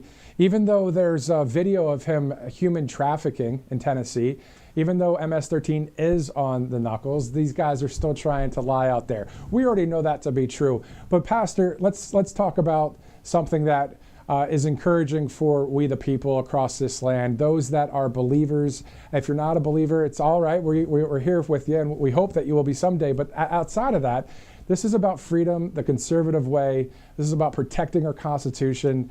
And for those that are spirit-filled out there, that believe in Jesus, that maybe just believe in the Old Testament or Jewish, the point is, let's pray right now that God will just move throughout this country, because we still need that. Outside of all these great things that we see happening when it comes to President Trump, we just need the power of the Holy Spirit, don't we? Yeah, may I pray? Go for it. Father, in the name of Jesus, we pray for California, and we ask that you would, number one, take Governor Gavin Newsom, takes his heart, Lord God, and yield it toward you. You said in your word that the heart of the king is in your hand, and like the rivers of water, you can turn his heart toward you. Heavenly Father, we pray for all those that need to be deported. Allow them to understand that this is one nation under God, that we are just called to be stewards of this amazing nation. And we pray in Jesus' name that justice will roll like water and righteousness like a mighty stream. And we will give you all the glory, honor, and the praise in Jesus' name. Amen and amen. In Jesus' name. When people hear people pray like you just did, they get stirred, they get encouraged, they want to pray, they want to seek God. They love having you, do what you did, especially on January 20th inside that U.S. Capitol building, that powerful prayer. What was it for you, Pastor, outside of having the title of pastor at 180 Church in Detroit, outside of being known now by the leader of the free world, the most famous person on earth, outside of having tens of millions of people watch you live pray, what is it about you and your relationship with God that makes you keep going each day, every day, and you just don't give up? That God can take somebody who's a nobody and allow him to tell everybody about somebody that can change anybody. That God can take somebody who's the least of these, a part of a community that's disenfranchised, pushed aside, and marginalized, and he can lift up anybody to the highest pinnacle of patriotism. That God could take somebody, a single mother right now, that God can take someone who's in prison right now, a father that feels lonely and lost right now, that God can use anybody, that he takes those who are not and makes them the people who are. That's what my whole story is about. And I believe that that's why God selected me, because he can use a donkey to lift him up, like he did on that Palm Sunday when he came in with that donkey that lifted him up. That it's all about Jesus, that he wants his name known throughout all the earth. And if you don't know who he is, you can know him as your Lord and Savior. That's so true. Pastor Lorenzo Sewell, 180 Church, Detroit, Michigan. Sir, thanks for your prayer, your insight, your encouragement. We'll see you again soon right here on Right Side. God bless you. Thanks. You too. All right, so 123 Monday, June 9th. Always good to pray a little bit on TV, on conservative media, on news. That's just not something you'll see on the other side, but who cares? Because a lot of people are saying, I'm sick of watching that stuff anyway. So we just really, a lot of times put our heart on our sleeve here at the network. We really just pour it all out there, because someone named President Trump did the same thing when he was running for office back in 2015, 2016. And we saw, hey, if this guy, the leader of the free world running for president, can just tell it like it is, well, so can we. And so that's why I'm looking forward to Thursday at 6 o'clock, the Voice of Reason show with Robert McNeely. That's happening. And then right here on RSBN Live, we're talking about a lot of different events that are happening, current events. And of course, we cover what's happening, just like today, in just about 36 minutes from now when we go to the White House and hear from President Trump. So this is not business as usual in conservative media. This is not bring on a powerful guest, which we haven't yet. Maybe we will someday, Stephen Miller, like I saw the other day on a network. And he, talk about somebody that puts it all out there. Stephen Miller, man, a rock star. And he's saying all these powerful points, constant powerful points. And then the host at the end of it, because it's time now, because it's only 3-minute long segment. Okay, thank you, Stephen. Okay, moving on to the next story. It's like, hold up. You can't say anything about what Stephen Miller just said about our country and the serious situations we're dealing with, and you're going to just move on and play TV? Anyway. I'll tell you how I really feel in a second. No, I'm kidding. So it's 1:25, Monday, June 9th. We have about 5 minutes till the bottom of the hour. And guess what? That's RSBN host Christina Loren will join us from Nashville, Tennessee. Looking forward to hearing from her. Always a fun conversation with Christina. Also, RSBN host Megan Kohler. Remember, she was in Pittsburgh just the other day at the rally. She'll be joining us live on Thursday coming up this week. And, we interview a lot of different people all throughout the week and throughout our broadcast here. So we look forward to more of that as we continue our live coverage on Right Side Broadcasting Network. And I'll be very transparent with you. Over the weekend, while I was looking at all of this Los Angeles coverage, it really kicked me into a gear of just that raw journalist side. There's a lot of times that we talk about, why we like President Trump or why we want a common sense president, the people's president, why we want the Constitution to be the law of the land. But it's been a minute since I really dove into a story like what I did over the weekend with Los Angeles. And it really lit a fire in me to just continue to report what's going on and dust off the cobwebs. Over the years, you get through just the same old stories, but you know that in mainstream media, you don't really get to share the truth of really what's happening. But to be able to have that 1-2, figuratively speaking, punch where you're able to say, you know what, I love God, I love Trump, I want to win, I love all the people that are out there, that when we interview you guys at those rallies, like this isn't just something we do just for kicks. I mean, this is the real deal. We love talking to you guys. And the point is, looking forward to June 14th. Robert McNeely's going to be out there live in D.C. for this parade, and he's going to talk to we the people. And this is something that we just are going to continue to do here in conservative media here at Right Side Broadcasting Network. So just grateful to be able to do that day in and day out, and be here with you guys as we move forward as a team. And hopefully other people that may not be on the right side of history would just say, you know what, it's common sense. I do want to have more safety in my country. Or, I heard that guy pray before, maybe I will believe. Whatever works. Sometimes it's the small things. If it impacts one person for the glory of God, but also for our country, I think that we're doing a great thing. And again, none of this is on a teleprompter or anything. It's just from the heart, because why not?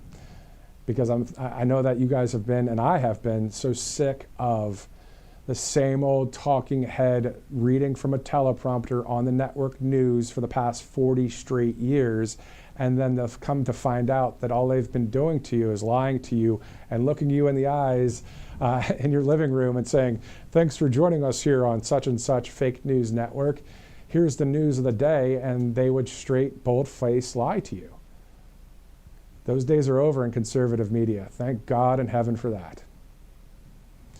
It's 1:28, Monday, June 9th. All right, let's go on and see. Hopefully, Christina Loren will be joining us here any minute from now in Nashville, Tennessee.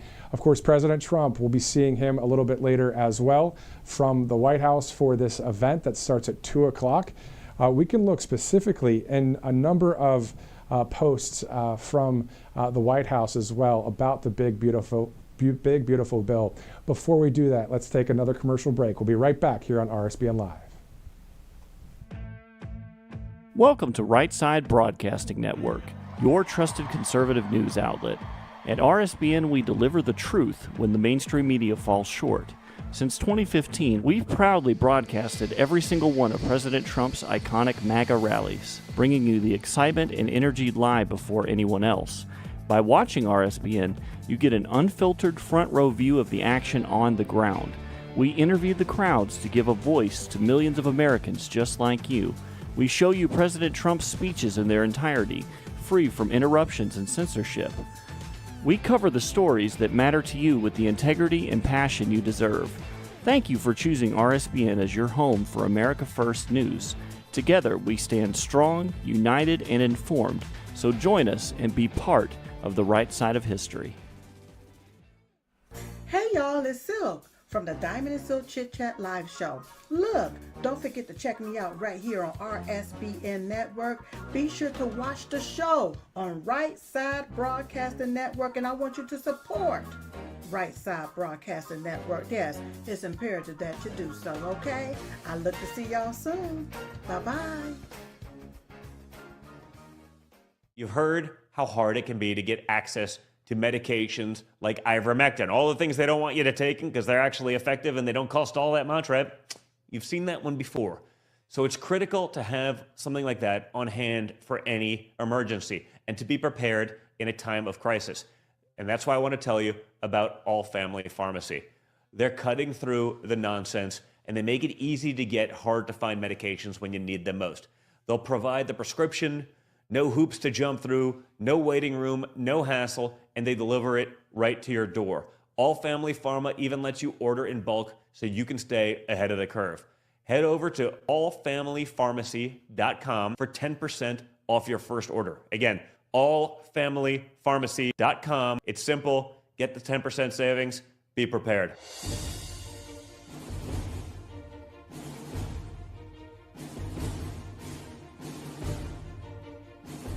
To celebrate our newest launch, Rev 7, I'm bringing you an amazing introductory offer, plus an exclusive overstock sale that you're not going to want to miss. Rev 7 is our premium energy drink that tastes great and gives you energy all day with no jitters and no crashes. That's because there's no sugar and no caffeine. I'm so sure you're going to love Rev 7 that for a limited time you can try our 3-pack absolutely free. Or check out our Percale bed sheets. I can't believe I'm even going to say this. Every color, every style, every size, only $29.88. So go to mypillow.com or call the number on your screen. Use your promo code to save 20% on our Rev 7 12-packs or try our introductory 3-pack absolutely free. And our Percale bed sheets, all sizes, only $29.88, even the queens and kings. Inventory is extremely limited, so order.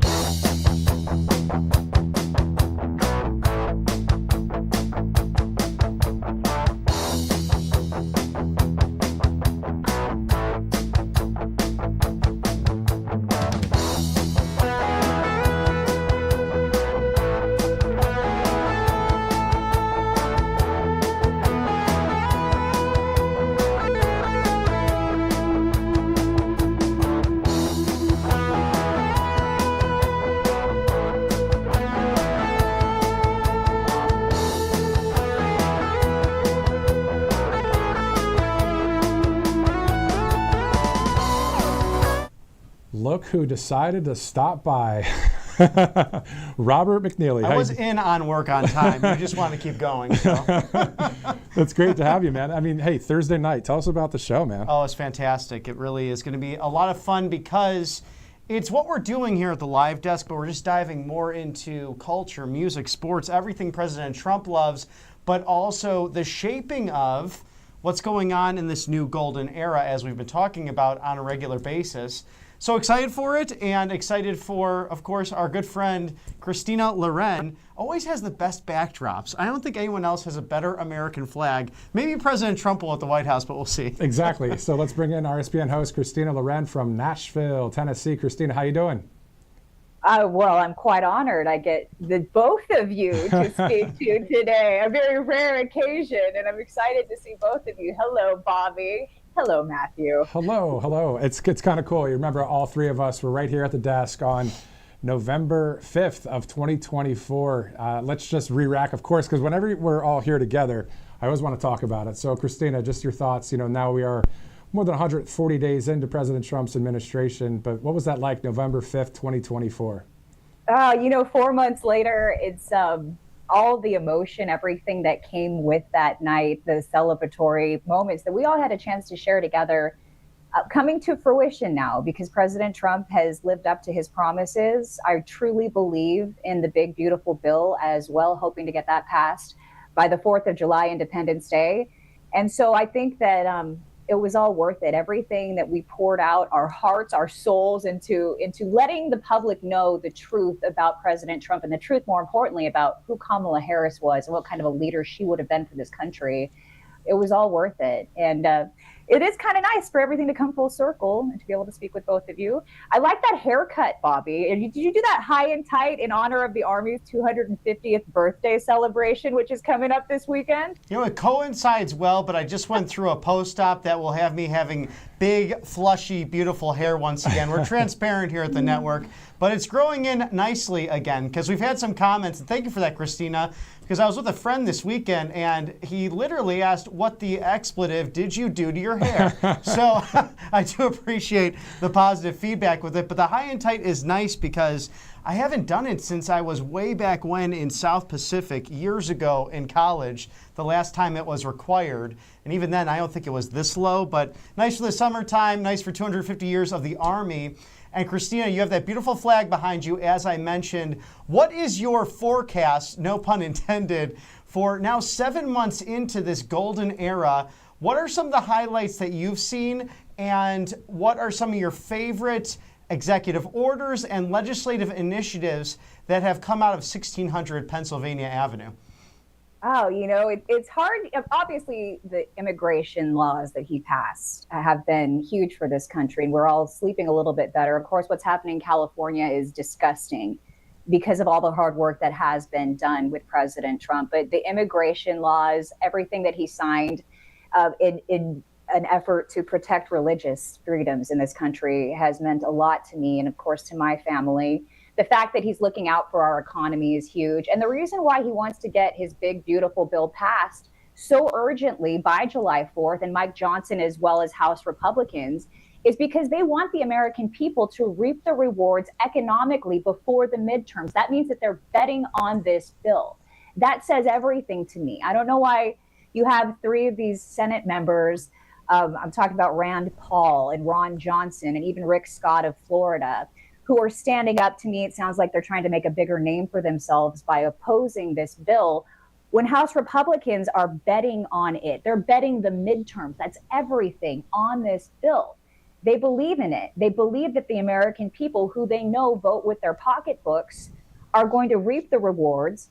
And that's everything. That's in order for power to be maintained by the Republican Party. We need to win the midterm. So I think that a lot of people are getting lost in the language. Strengthening our military is not a bad thing. Tightening up on SNAP program, on other welfare programs in this country, I don't think that's a bad thing. But it is a little difficult when you have to appease certain constituencies. Nonetheless, this bill is going to benefit everybody. Taking the child tax credit from $2,000 to $2,500 for parents like me and for Matthew as well. I mean, that's a big chunk of money that we could all use in our disposable income. So I think he's done so much. It's so hard to see the lawfare that keeps getting thrown in his face.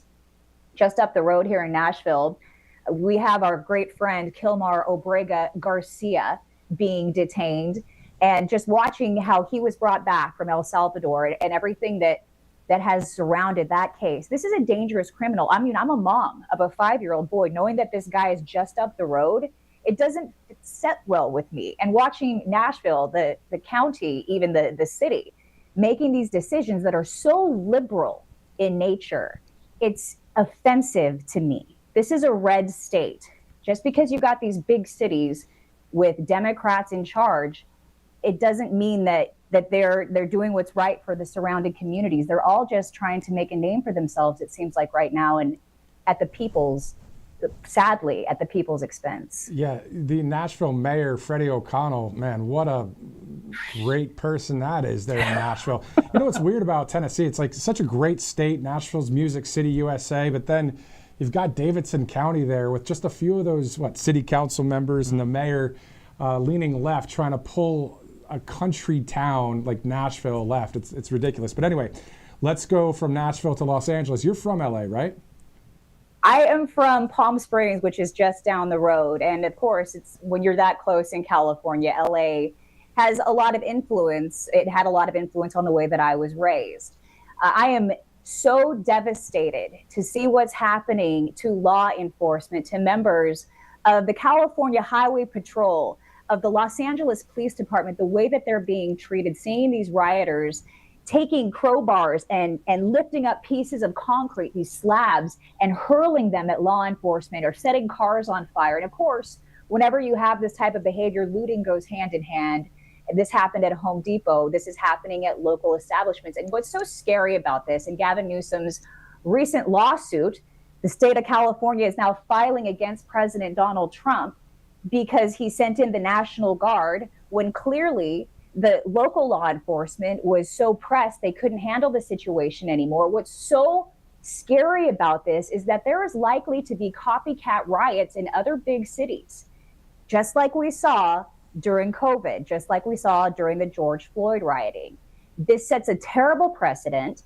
And when he says that the reason is because President Trump is essentially fanning the flames by sending in more law enforcement, by sending in the guardsmen, that's tantamount to saying that the fire department is responsible for the fire that they show up to put out with sirens and flashing lights. It's the fire department's fault. No, they came to put that fire out. They are the response. It's like saying that the shepherd is responsible for the wolves attacking. It is so dangerous. And then you look at the homeless situation in California, which is heartbreaking. You've got men, women, and children, many veterans living on the streets.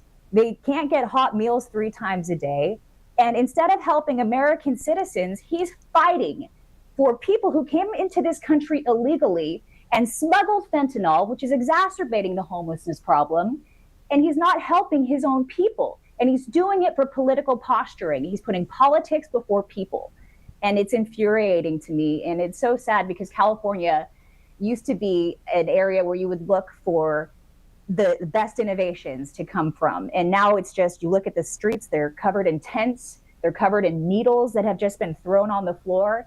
And that's what's happened to my home state. And it is heartbreaking. And yeah, he just wants to win an election.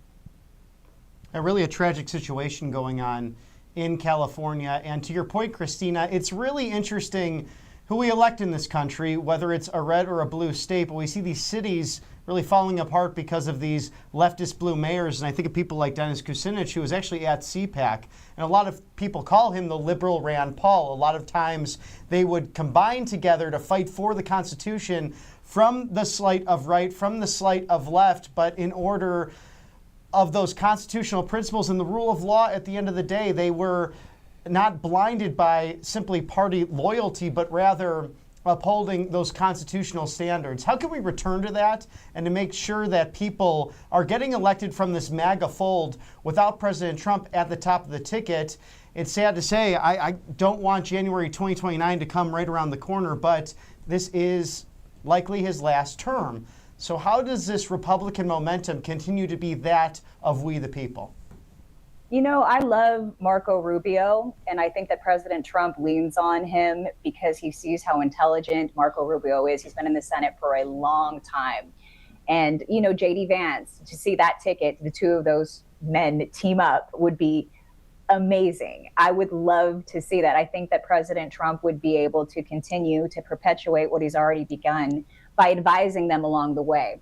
I also think that he's interested in Don Jr. being a contender as well. And of course, you know, the apple doesn't fall from the tree, and it's a great situation in this case. But I think we've got to get rid of these radical left governors. The Tim Walz has to go.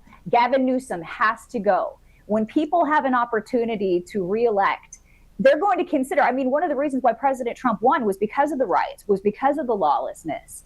That's part of the reason why he won. Now, instead of learning from that, Gavin Newsom is perpetuating it and potentially trying to encourage other big cities to follow suit, for the lawlessness to continue and to get worse.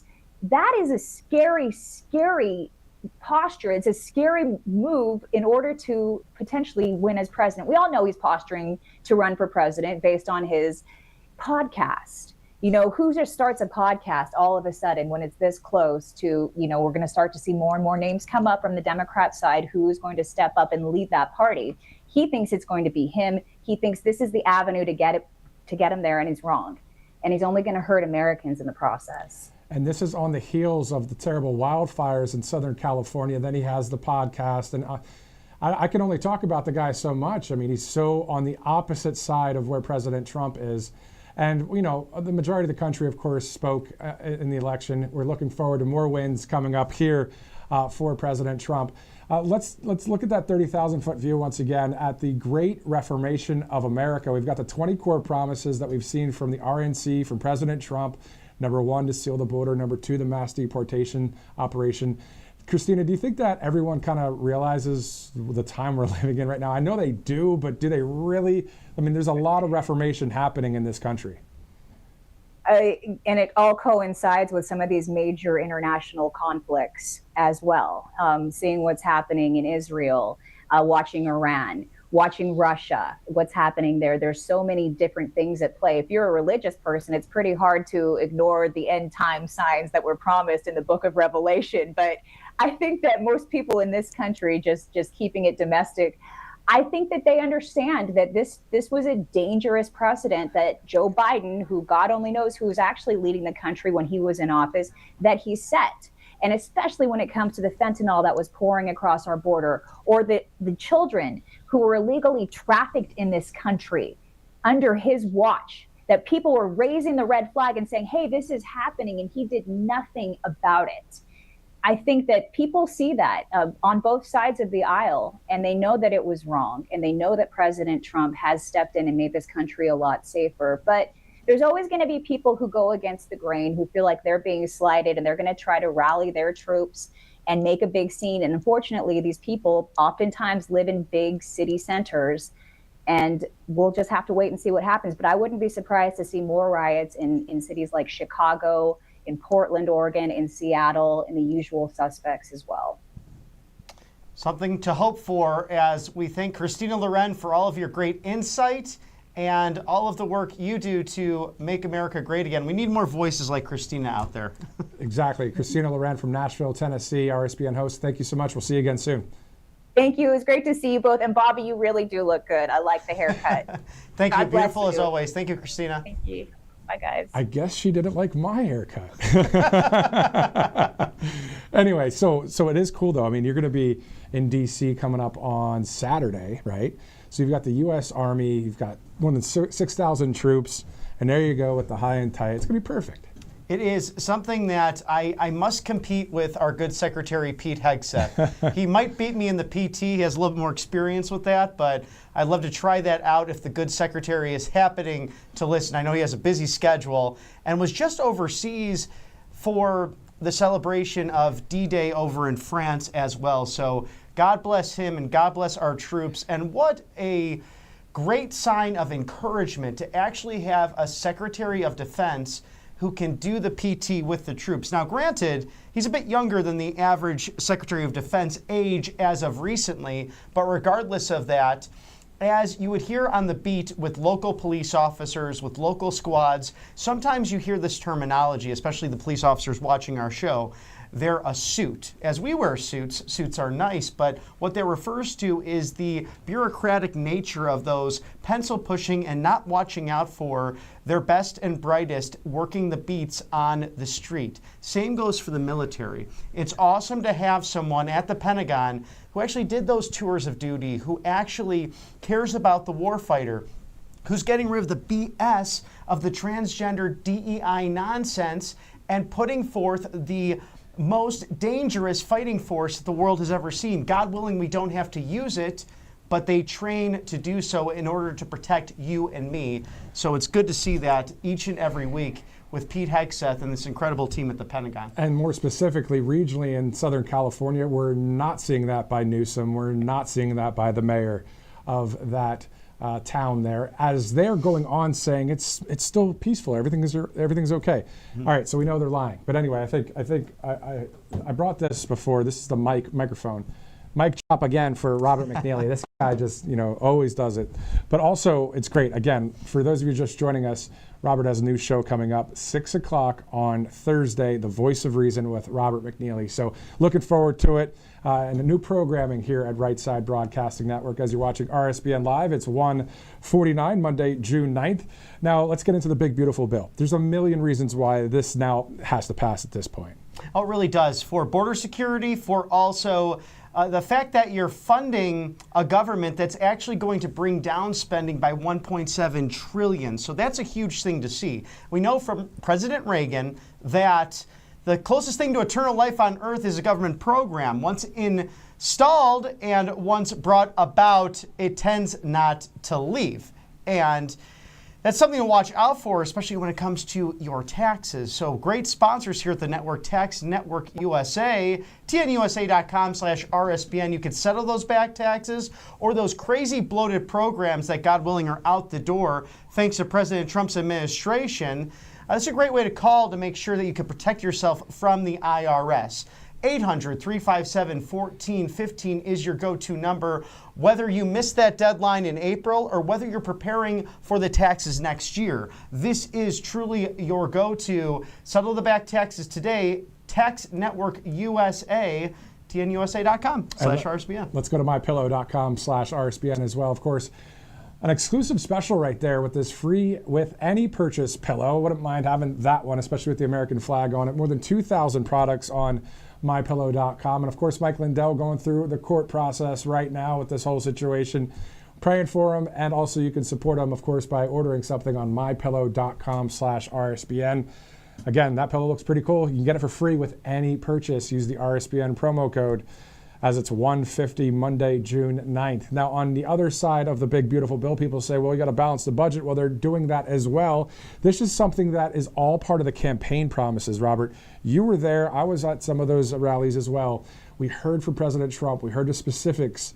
And it was really everything to do with those 20 core promises to the American people. Now it's within that bill to get this thing going. And we haven't seen that really in the modern presidency. It's really an incredible thing, especially with peace in the Middle East, the Abraham Accords, moving that embassy to Jerusalem.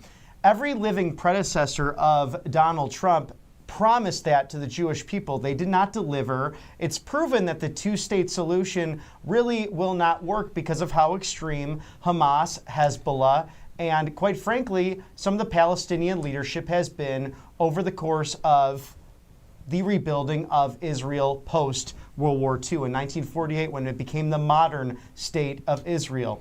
And I read through it again. Someone I admire when it comes to peace talks, at least, was former President Jimmy Carter. He failed in a number of ways, but with Israel and Egypt, he brought together generations of fighting at Camp David and said, we're going to stop this here, and both the leaders at the time wanted to do that. They ended up getting there.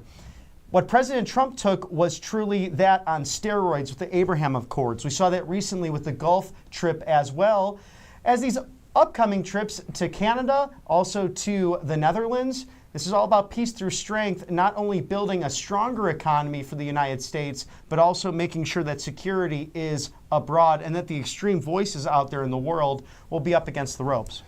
I say ABC News, Terry Moran. You say loser. It's sad, though. I mean, in all seriousness, you have a situation where, again, we here are a live desk. We bring you everything unedited, the speeches, the hearings, so you know exactly what your government's doing, the government you put into place back on November 5th. Now, some other outlets do that, but on many occasions, they'll cut from those, few words when that begins, and then start talking about their opinion, but they also say, this is what's happened, this is the truth, this is fact, when it's really disguised with opinion. And we've seen that change in the mainstream legacy media really over the course of the last decade. Ever since President Trump came down that golden escalator, our friend Carrie Lake talked about it all the time when she was at Fox 10 out in Phoenix, Arizona. I happened to meet her back when I was with Turning Point USA. I didn't know her personal opinions, but I always thought, wow, she's fair to President Trump when he comes to town, and they have a great interview. Tough at times, but fair. where you saw other outlets, it wasn't the case. All of a sudden, it was becoming very unfair. All of a sudden, it was taking a side. All of a sudden, they're becoming leftist globalists, and you have to wonder, was that coming from the top? Because here, we won't shy away from, we have that background in the mainstream, but we'll tell you when it's our opinion. We will share with you our analysis, how we think the sausage is being built, but at the same time, we'll give credit where credit's due, and we'll throw it right to those hearings and those speeches right there in real time for you. Exactly. So we see with the left wing, they always bring on an expert or an analyst, to try and just basically echo their false narrative anyway. So it's just great to be on the right side of history. Thanks, guys, for watching right now, streaming in live, wherever you're watching throughout the country right now. Obviously, it's Monday, June 9th. Now, the president will have this delivery of remarks at the Invest in America event. So looking forward to seeing the president. Your thoughts about the 2 flagpoles that are going to be put up there next to the White House on each side, 100 feet in the air, hopefully by the time you're there this weekend. Based on the earlier footage and just watching some of that earlier in the day with President Trump looking at the excavation and all of those big, beautiful workers there at the White House, I have a feeling, because he is on time and under budget with just about everything, that will happen. And maybe we can get some footage of that when we're out there in Washington, D.C. for you. So I'm very excited to see. It's already a beautiful landscape of the executive mansion as it stands, but to have 2 more big, beautiful flagpoles, it will be hard to miss the location of that beautiful White House right there on Pennsylvania Avenue. Yeah, it'll be great to see it, and we really look forward to you watching our coverage all week. And then on top of that, on Saturday, June 14th, we look at the parade, right? So this is the U.S. Army 250th birthday party. We'll have all of the angles covered. We're going to be able to show you live pictures from the actual parade, which is going to be great. What are you looking forward to when it comes to just talking to we the people out there? It's always, well, that's first and foremost. When we go out and do that again, it's just like those rallies, whether it was the inauguration or even CPAC, even though we had those beautiful people who are in office, always great to talk to the attendees and those who are the grassroots in the movement, because so many of you have been so loyal, have been so inspired by President Trump's decision to run for office in the first place, which inspired this really domestic movement and international movement of right-wing populism, of nationalism, of actually caring about your community and your country. And the left-wing globalists, we know, want to make those dirty words, but they're not. Patriotism's a good thing. It's about sharing and caring for your community. So we love to hear, first and foremost, from the people. I also love going to the Federal City. It's one of my favorites, and I feel like I'm walking in the footsteps of history with so many great people who paved the way for a capital city that was supposed to be not only humbling, but intimidating to foreign heads of state, and also quite hospitable, as we heard from German Chancellor Merz last week. I just love the Blair House, so thank you for hosting me. And what a gift he gave President Trump for his birthday. The actual birth certificate of President Trump's grandfather, born in the Kingdom of Bavaria back in 1869. It was awesome to see that. A great interaction there at the Oval Office. Of course, that Blair House right across from it's Lafayette Park right next to it there across from the White House. So great to check it out there in Washington, D.C. You're talking about a patriot before, and let's stick to some common sense real quick. Patriot in the dictionary is a person who loves, supports, and defends their country and its interest with devotion. And is that not what President Trump is doing, leading we the people out there across this country? Just a shout out to any of you watching. Let's go with the Mountain Time Zone right now. Colorado, Wyoming, I believe New Mexico is part of that too. But just thanks so much for watching this live stream as we get ready to see President Trump in just a few minutes from now. Sometimes it's a few minutes late, but we'll be here for it, and we're glad you are too. Someone who's hard at work, and it will go down as one of the most incredible movements in all of American history. And I think because he was a private citizen, of course, people knew him as a household name. And we'll also have a presidential series on the show Thursday nights, just getting ready for 2028, because it really is right around the corner. And I think that's the big thing as we interview those grassroots leaders, including Michael Thompson last week, who's taking care of the Flotilla Parade down in Fort Myers Beach, Florida. If you were catching some of our Friday coverage, He'll be doing another boat parade for Flag Day, and sadly, we can't cover it live right there, but we'll be having him back on the show to talk more about it. But he was enthusiastic about 2026, 2028, and what's to come with this big, bold, beautiful movement, because it goes on now from just the person who came down the golden escalator, but generals have been able to ascend to the presidency before. In recent years, we picked governors, we picked senators, people in public life. And although Donald Trump was a household name, he always did it through business, through entertainment, through golf courses, through real estate. And he took all of that knowledge and that background and is now doing this job for $1 per quarter. It's wild. Amazing stuff. It is amazing. It's amazing to have a common sense, we the people leader in President Donald Trump. Let's talk about that great reformation of America. As you know, you've ran into Nigel Farage of the Reform UK Party. We see this word reform and reformation. We're seeing that literally every day with this White House, aren't we? Well, we really are, because you have subject matter experts who are the cabinet members who are discussing these things. And in these meetings, there's open dialogue. No one will get upset. There's respect, and people who have been in all different ranks of different parties throughout the country. You think Tulsi Gabbard, she's now left the Democrat Party, frankly, because she was pushed out. But just a few years ago, she was the vice chair of the Democrat Party and ran for president in 2020 as a Democrat, and now serving in President Trump's administration. These are bold, beautiful, diverse views, and people of all extraordinary backgrounds. And to Christina's point, as we were interviewing her, I happen to agree that that best ticket will be J.D. Vance and Marco Rubio. And as they were pictured with their first official visit together with the Pope since being elected, those three American stories are so uniquely American. To think of the titles they've risen to, but it's not out of vanity, it's not out of spite, it's out of humble service. And if you look at their backgrounds, they're the kind of people who want to break bread with everyone, whether it's the Pope sleeping on the ground in Peru as an Augustinian missionary, or Secretary of State Marco Rubio's father, who worked 3 jobs diligently to not only get him to where he needed to be, but to raise his family. And Marco would tell this story. I can remember my dad coming in late at night. Sometimes I'd hear him around midnight, and he'd say, Marco, just stay asleep. You got to study for school the next morning. Just that devotion to family. And then, of course, J.D. Vance's story. I don't have to replicate that and talk about that even more necessarily, but he came from the impossible in order to earn a JD, in order to go to his dream school of The Ohio State University, to meet his dream woman, Usha, who's impressive in her own right. And he delayed all of that by serving in the Marine Corps starting at 18 upon graduation from high school. It's a new age, it's a new dawn in America, and it's through servant leadership. Exactly. So it's God, family, country, all day, every day here in this US of A. All right, let's go to allfamilypharmacy.com/RSBN. So President Trump, of course, recently signed that new executive order to lower prescription drug prices, a major step in the right direction.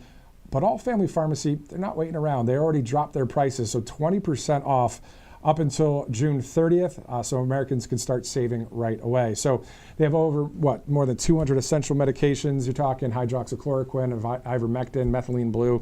I didn't even know I could say all those words together, that fast before, but that is popular, the methylene blue, the ivermectin, and that kind of thing. In time-tested commodities that not just solve the recent viral and bacterial threats, but have dated back years and years and years, so a great option, low cost as well. Also, emergency medical kits, antibiotics, always smart to have your medicine cabinet stocked, because think about those nasty storms that have hit us really since Election Day, in and around that. Western North Carolina, Tennessee, Georgia, our neck of the woods down here in Alabama, all affected by those storms over the course of these last few months. Imagine if you had your cabinet empty. Imagine if your pharmacy shut down. What if the electricity goes out?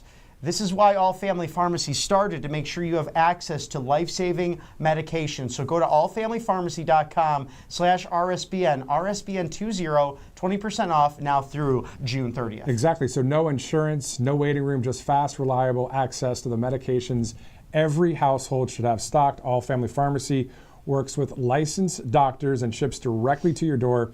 If drug prices are finally coming down, this pharmacy is already leading the charge in helping people stay prepared. There you see it, allfamilypharmacy.com/RSBN. I say Colonial Metals Group, and what do you say about that? I say after you take care of your health, make sure you take care of your financial future. And it's smart to save for retirement, and there's properties, there's assets. Of course, I'm sure many of you have an IRA, 401k plan, but why not back that with gold and silver, those tangible metals? And as excited as I am about crypto, I literally have 3 group friend texts talking crypto every day. That's how obsessed we are with it.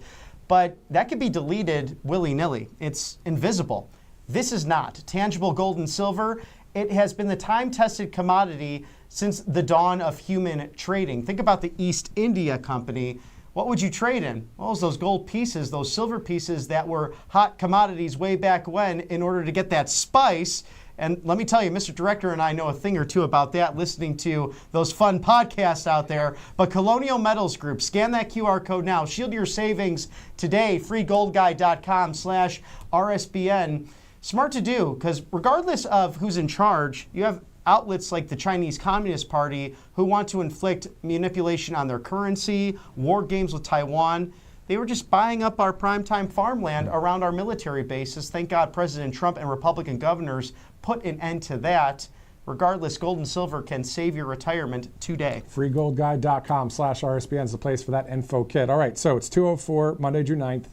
We're going to go to the White House as soon as we get a live feed of that, and we're going to have the entire event. It'd be great to see President Trump today. Not a bad way to start the week, even though this past weekend has been quite tough to watch. But, you know, we see that the National Guard's out there, the Marines are on standby, the Customs Border Protection agents, the ICE agents, law enforcement doing the best they can, and they're going to do great, because that's a lot of people and a lot of strength there in Los Angeles. All right, so this Invest America Roundtable, according to Karen Levitt, the president will highlight the $1,000 Trump account, which is an investment for American kids, all within this mega bill. So we'll get to more details coming up. Okay, so for those just joining us right now, June 14th, again, the Army trip's going to be great because it's the 250th parade for our U.S. Army. So looking forward to it. Also happens to be President Trump's birthday that day, which he's been downplaying. I'd like him to upplay it a bit because we should celebrate that as well, Mr. President. But also something we're celebrating today, this Monday. Always nice to be with you, Matthew. A pleasure. We don't get to be on air together as much anymore, but I hope you like that, the viewers at home, that a little Monday surprise for you. Yeah, exactly. So I was starting out the broadcast solo at, what time was it? 12 Eastern. And I'm rambling on, and there you go. And then I hear that Bobby's here. I'm like, let's bring him on. Let's go. But again, for those of you just watching, again, Thursday, 6 p.m., the voice of reason, starring right here, this guy. But at the end of the day, it's not really starring. It's you're putting your heart out there for the American people. Right. It's all about getting a broader message to you, and for you to get access to people that other legacy media probably will not air. In fact, our first guest, you may have not heard of him, and I'll leave that for this upcoming Thursday and future events, because we want you to know about what's happening in your neck of the woods and what might potentially affect you down the line. That's why we'll have a presidential series. That's why we'll dive deep into culture and politics and music and sports, as well as other things that might be of interest to you. We're different here on the right side of history, first and foremost because a decade ago, we went out to the rallies and actually interviewed the people. And when legacy media started saying, no one's coming to a Trump rally, what's this? This is an absolute joke. Well, nothing could have been further from the truth, because you showed up in droves over the course of this movement, and it grew in momentum. And I can remember way back when, a decade ago, when President Trump first came to Chicago, the amount of people that were there, thousands and thousands. And I thought, wow, we haven't had a Republican candidate for president inspire Chicagoland in my lifetime. And this is why we brought that all to you as the Rally Network. We now are this live desk for you. So this is just enhancing that. Prime time every Thursday for your viewing entertainment. And a great thing, feedback at rsbn.tv. We love to hear from you. So if anything is happening in your neck of the woods, whether it's during the day or in the evening, reach out to us, feedback at rsbn.tv. Let us know how we can be your voice and perhaps bring reason to your neck of the woods. Robert McNeely, I'm Matthew Alvarez. This is RSBN Live. It is 2:08. Looking forward to Thursday. Looking forward to our coverage this week. And you'll be doing RSBN Live coverage as well. Absolutely. So looking forward to everything in store for the weekend as we get those details. Looks like an evening celebration. President Trump in the prime time. A great Saturday to celebrate 250 years of the United States Army and as a whole our entire fighting force, because it was Lexington and Concord 250 years ago this past April that started all off against the most powerful military at the time, the most powerful empire at the time, the British Empire. And they were surprised by a group of militia who literally took up arms to stop taxation without representation, to stop psychotic King George III, and created this free constitutional republic. It was not easy. Great to reflect upon all these years later. And I wonder often, Matthew, did our founders envision from sea to shining sea? We saw that Thomas Jefferson got the ball rolling, but then, at that point, at least the father of the country, George Washington, did not live to see that. I wonder how many of them thought it could go that far, but it did. And I'm glad it did. And it's also great to have President Trump in office, someone that echoes the sentiment, echoes the heart and mind of George Washington, Thomas Jefferson, Abraham Lincoln, and others. And I was thinking about Paul Revere as well. I mean, what a patriot himself. So, yeah, looking forward to this weekend, Saturday, the 250th anniversary, 1775 to 2025, of course, and beyond for the U.S. Army. We'll have live coverage right here on June 14th, this coming Saturday, but it's only Monday. So we have a lot of coverage yet to get to before we get to Saturday. We'll be going to the White House as soon as we see that live feed for you here on RSBN Live.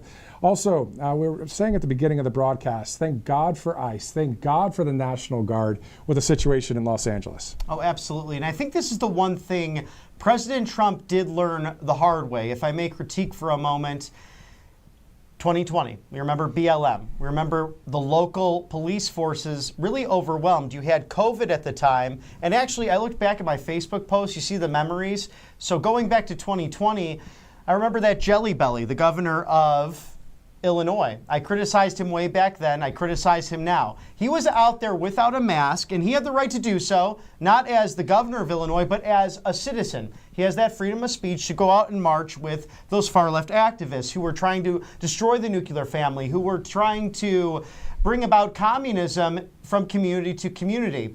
He had put all these mask mandates, the hardest being within his hometown of Chicago, but he was out there without a mask on, and someone who was truly, we're being told by the science, as you hear in trivia nights at your local Irish pub, that someone like him was most susceptible to being sick from COVID, especially with the breathing and going to the hospital. We saw a lot of people being put on ventilators at that time. He was out there locked arm in arm in his condition, telling other people that they could not go outside, they could not go to the gym, they could not go to church, and how ridiculous that was. And actually someone I remember in local media asking, Governor, why are you out here when you're not letting other people be out here? And he said, well, social justice takes over in this moment. Nothing could have been more hypocritical at that time.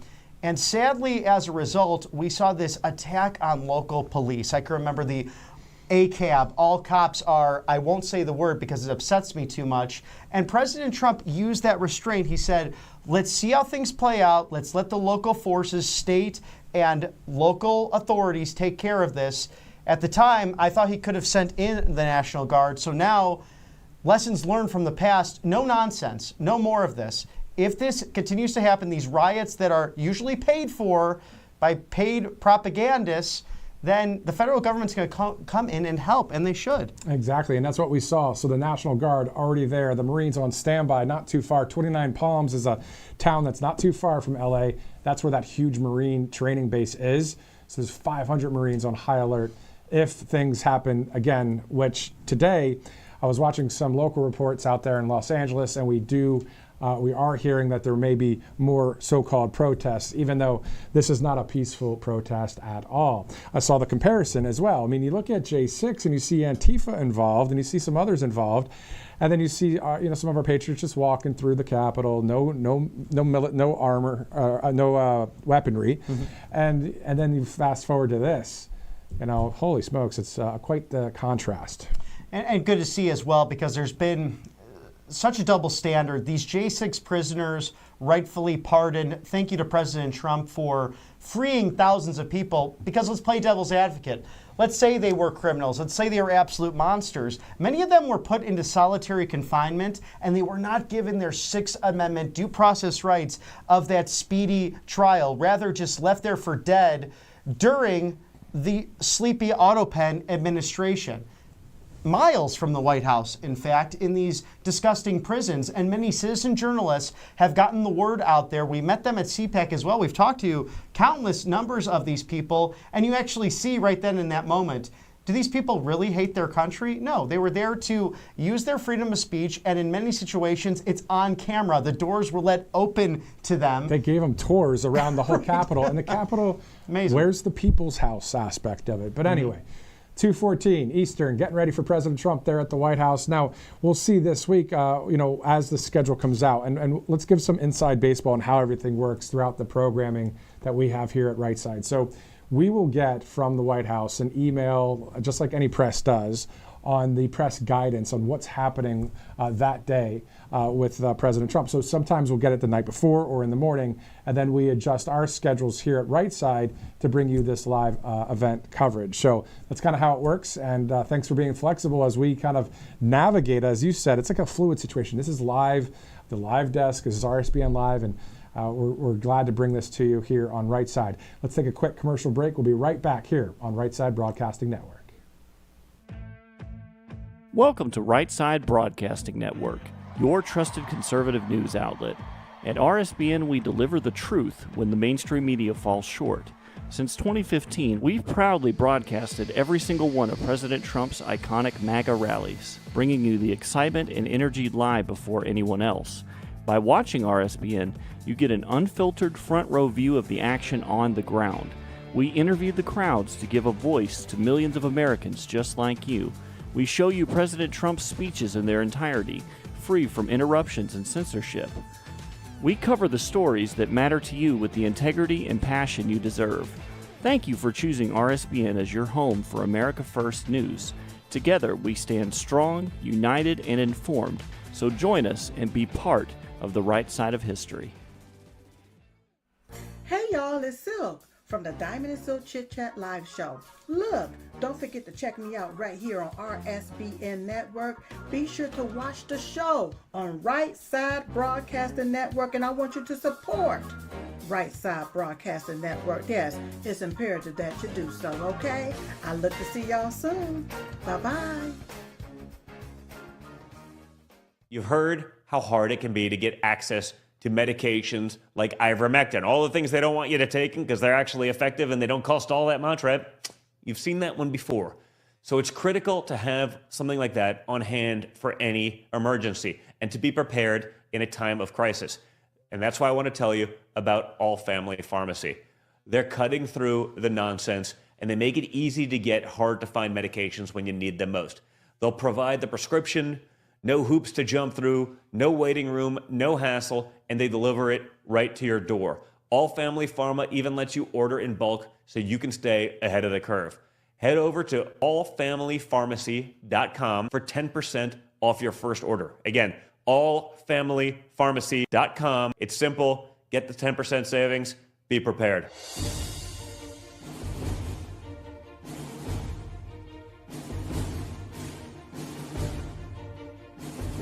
To celebrate our newest launch, Rev 7, I'm bringing you an amazing introductory offer, plus an exclusive overstock sale that you're not going to want to miss.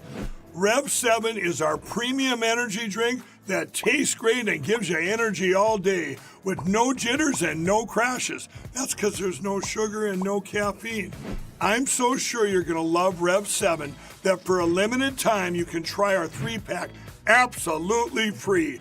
Or check out our Percale bed sheets. I can't believe I'm even going to say this. Every color, every style, every size, only $29.88. So go to mypillow.com or call the number on your screen. Use your promo code to save 20% on our Rev 7 12-packs or try our introductory 3-pack absolutely free. And our Percale bed sheets, All sizes only $29.88, even the queens and kings. Inventory is extremely limited, so order now. Welcome back to Right Side Broadcasting Network. I'm Matthew Alvarez alongside Robert McNeely, of course, live here as we're getting ready to see President Trump from the White House here shortly.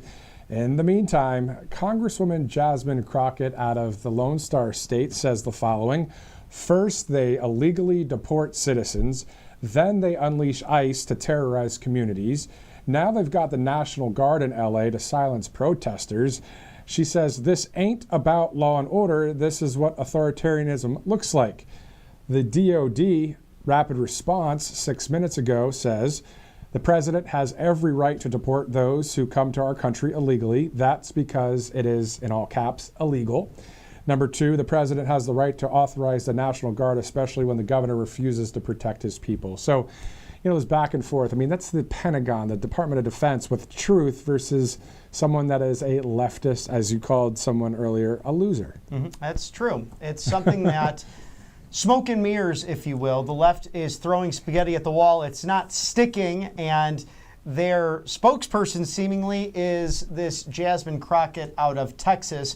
But I'm personally hoping she does run for president. They do back her because the things she says are just insane and not true at the end of the day. President Trump does have this authority to protect the American people. In essence, it's why the government exists in the first place. It's to protect the posterity and your legal rights given to you, granted from God, ultimately. And she is just flat wrong about this. I don't want to put the cart before the horse on this, but still, in 28, 29, it's going to be truth versus lies all over again. It's going to be the right decision versus the wrong decision. It's going to be good versus evil. And hopefully we continue to win just like we won in 24. And she should be concerned about her district in Houston and the danger taking place there with crime-ridden areas. But we don't see so much of a concern with congressmen representing areas where gangs are literally terrorizing the citizens in their districts. Maybe that can change over the course of time. Let's hope so as well, because every American should have that cloak of liberty and freedom provided not only by our founding documents, but law enforcement who wants to protect them in the first place. But it's the people who are duly elected, whether it be at the local level, to state or federal, who have the authorities over those. So we're not just a military triumvirate, if you will, but rather a constitutional republic. But sadly, those on the far left who are in office seem to enjoy this type of lawlessness. Let's shift over to some, not really pop culture, a little bit of sports. Riley Gaines, shout out to you, Riley. She is a superstar, rock star for the conservative movement and to keep men out of women's sports. Unfortunately, Simone Biles says all this stuff against Riley there. But, you know, that's a back and forth argument that a lot of people talked about too. But at the end of the day, what we're looking at is the majority of the country says we don't want men and women's sports. It's kind of simple.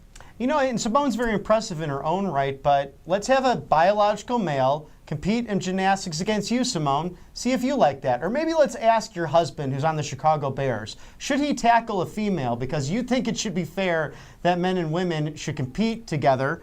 I don't know, maybe that's a good level to ask as a threshold question for her. I don't think her husband will want to do that, but yeah, no, exactly. I think what it is it's so unfortunate. You have somebody that's gifted like Simone. She is a gold medalist, a great athlete, you know, Team USA and all of that. And somehow, some way, the woke mind virus thing, whether that's through media, pop culture, the film, all sorts of things, politics, they just brainwashed these people. And she's somebody that unfortunately was a victim of that. But our thoughts and thanks to Riley Gaines, who has literally made a splash, no pun intended, because she's one of the best swimmers out there. But in this world, she did not ask for. She simply was competing at the highest levels. Her rightful medals stolen by a biological man. And she has been someone who, it's now, I think, popular, as President Trump said, this is not an 80-20 issue. And back in Tuscaloosa at Alabama's graduation, he brought it up. This is 80-20, and people were clapping and on their feet, including all of the students. But she was in this fight years and years ago when no one was standing with her, when she was all alone telling her story.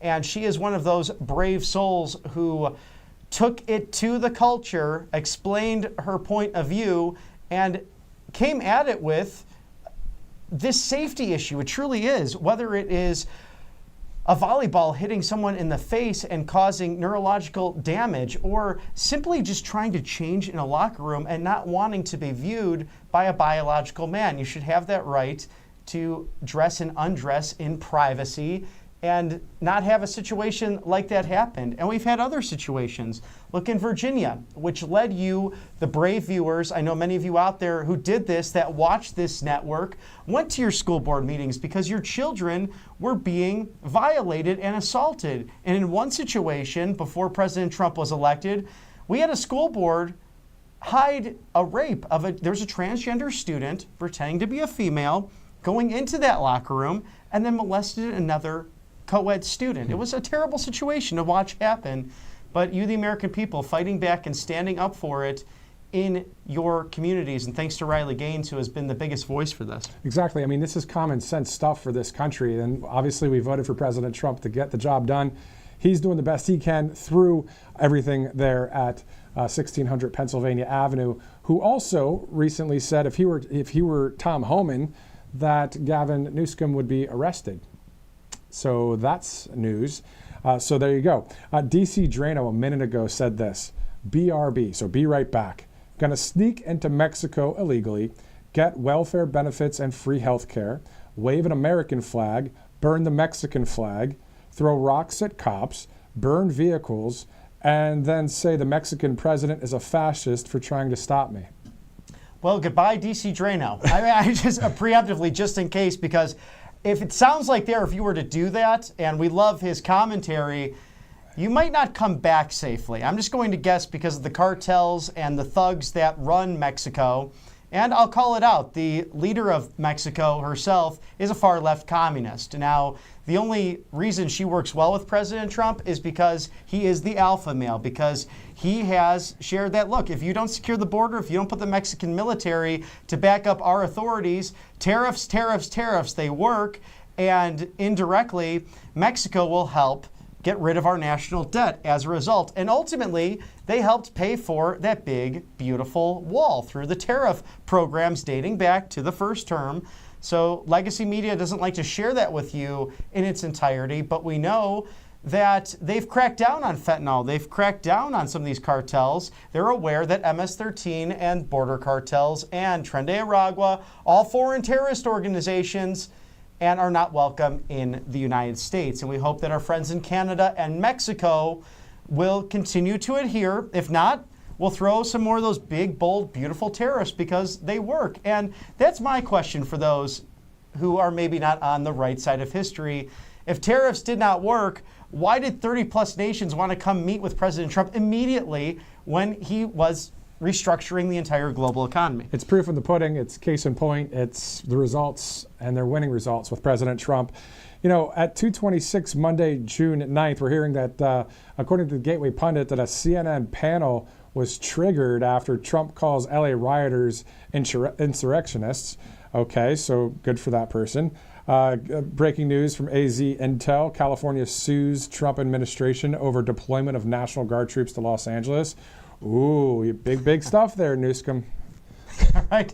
And he said he's ready to be arrested for all of this. And this is someone who is the classic back and forth. He is putting his finger up to the wind, seeing what direction political opinion is blowing. But as we've seen, even his predecessor, Jerry Brown, left California with a surplus. There was high regulation over a decade ago, but this Newsom has spent worse than a drunken sailor and destroyed the Golden State. It's never been in a worse financial situation, and now he wants to be promoted to President of the United States. And California is the 7th or 8th largest economy on its own in the entire world. If you were to take it as its own country, which it once was, it is that large of a GDP.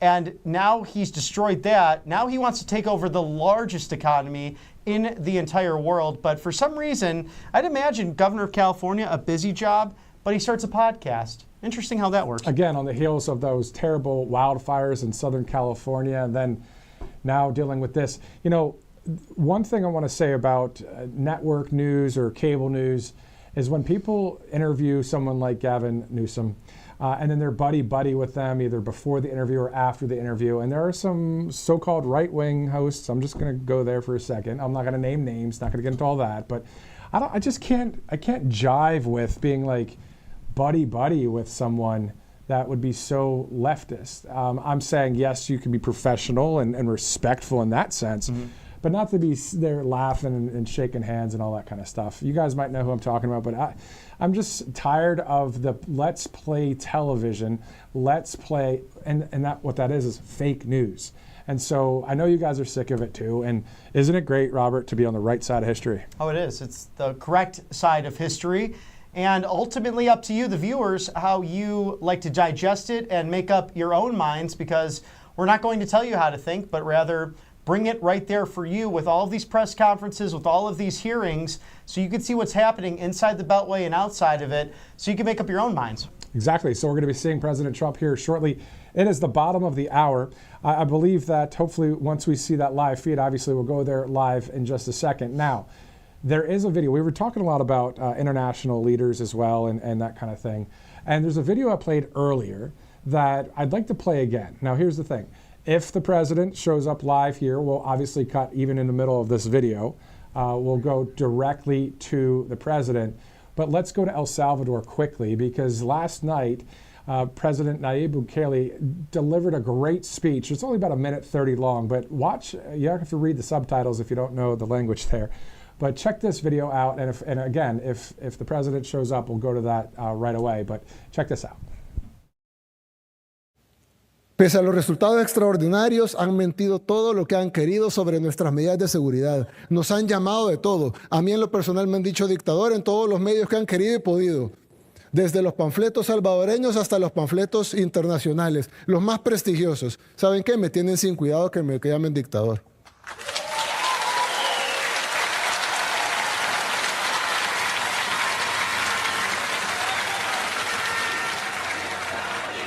Prefiero que me llamen dictador a ver cómo matan a los salvadoreños en las calles.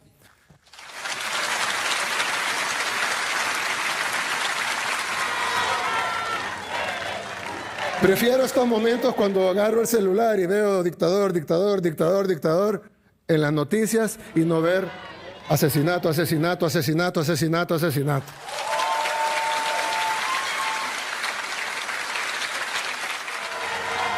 Prefiero que me llamen dictador, pero que los salvadoreños podamos vivir al fin en paz.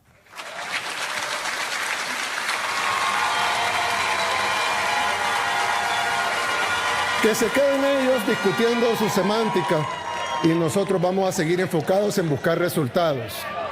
Y contrario a las mentiras que ellos difunden día y noche, tenemos más resultados que cualquier otro gobierno en toda nuestra historia. A leader there inspired and encouraged by the leader of the free world, President Trump. So the more we have people like President Trump or President Bukele of El Salvador or Viktor Orban and others, then we have more freedom, right? It's for the free world. So what do you think about what he was saying there, just about the tabloids lying about him? And he's like, you know what, I don't care. Well, they were once the most dangerous nation in all of the Western Hemisphere. They are now the safest per capita. Their country is safer than many of our major cities still. So it has become this tropical paradise. And what I was struck by, another good friend of ours interviewed him a number of years ago when Mr. Bukele's name was starting to come into international tabloids. And he said he asked his government to come together, his form of the cabinet, if you will, to pray for peace, to pray for strength, to turn to God in order to bring safety about in their beautiful nation. And that's how they started the policy. It shook this television host. Wait a second, you actually prayed together as a government? He said, well, of course. We would turn to God in a situation that was nearly hopeless a decade ago. And look at it now. I want to visit El Salvador. It seems like a beautiful country led by really someone with common sense. And I enjoyed when he visited President Trump in the Oval Office and told one of the legacy media reporters in the Oval Office, I don't have the authority to send back a criminal and a terrorist to the United States, so I'm not going to do that. I'm going to talk with President Trump and the team about extradition laws and if that ever comes into play, but I will never willingly send back someone who caused so much pain with the Autopen administration by trading in fentanyl and organizations that rape, pillage, and murder, just as this individual did in his native country of El Salvador. If I say make Los Angeles El Salvador, what's your first reaction to make Los Angeles El Salvador? 2 thumbs up. I think that makes a lot of sense.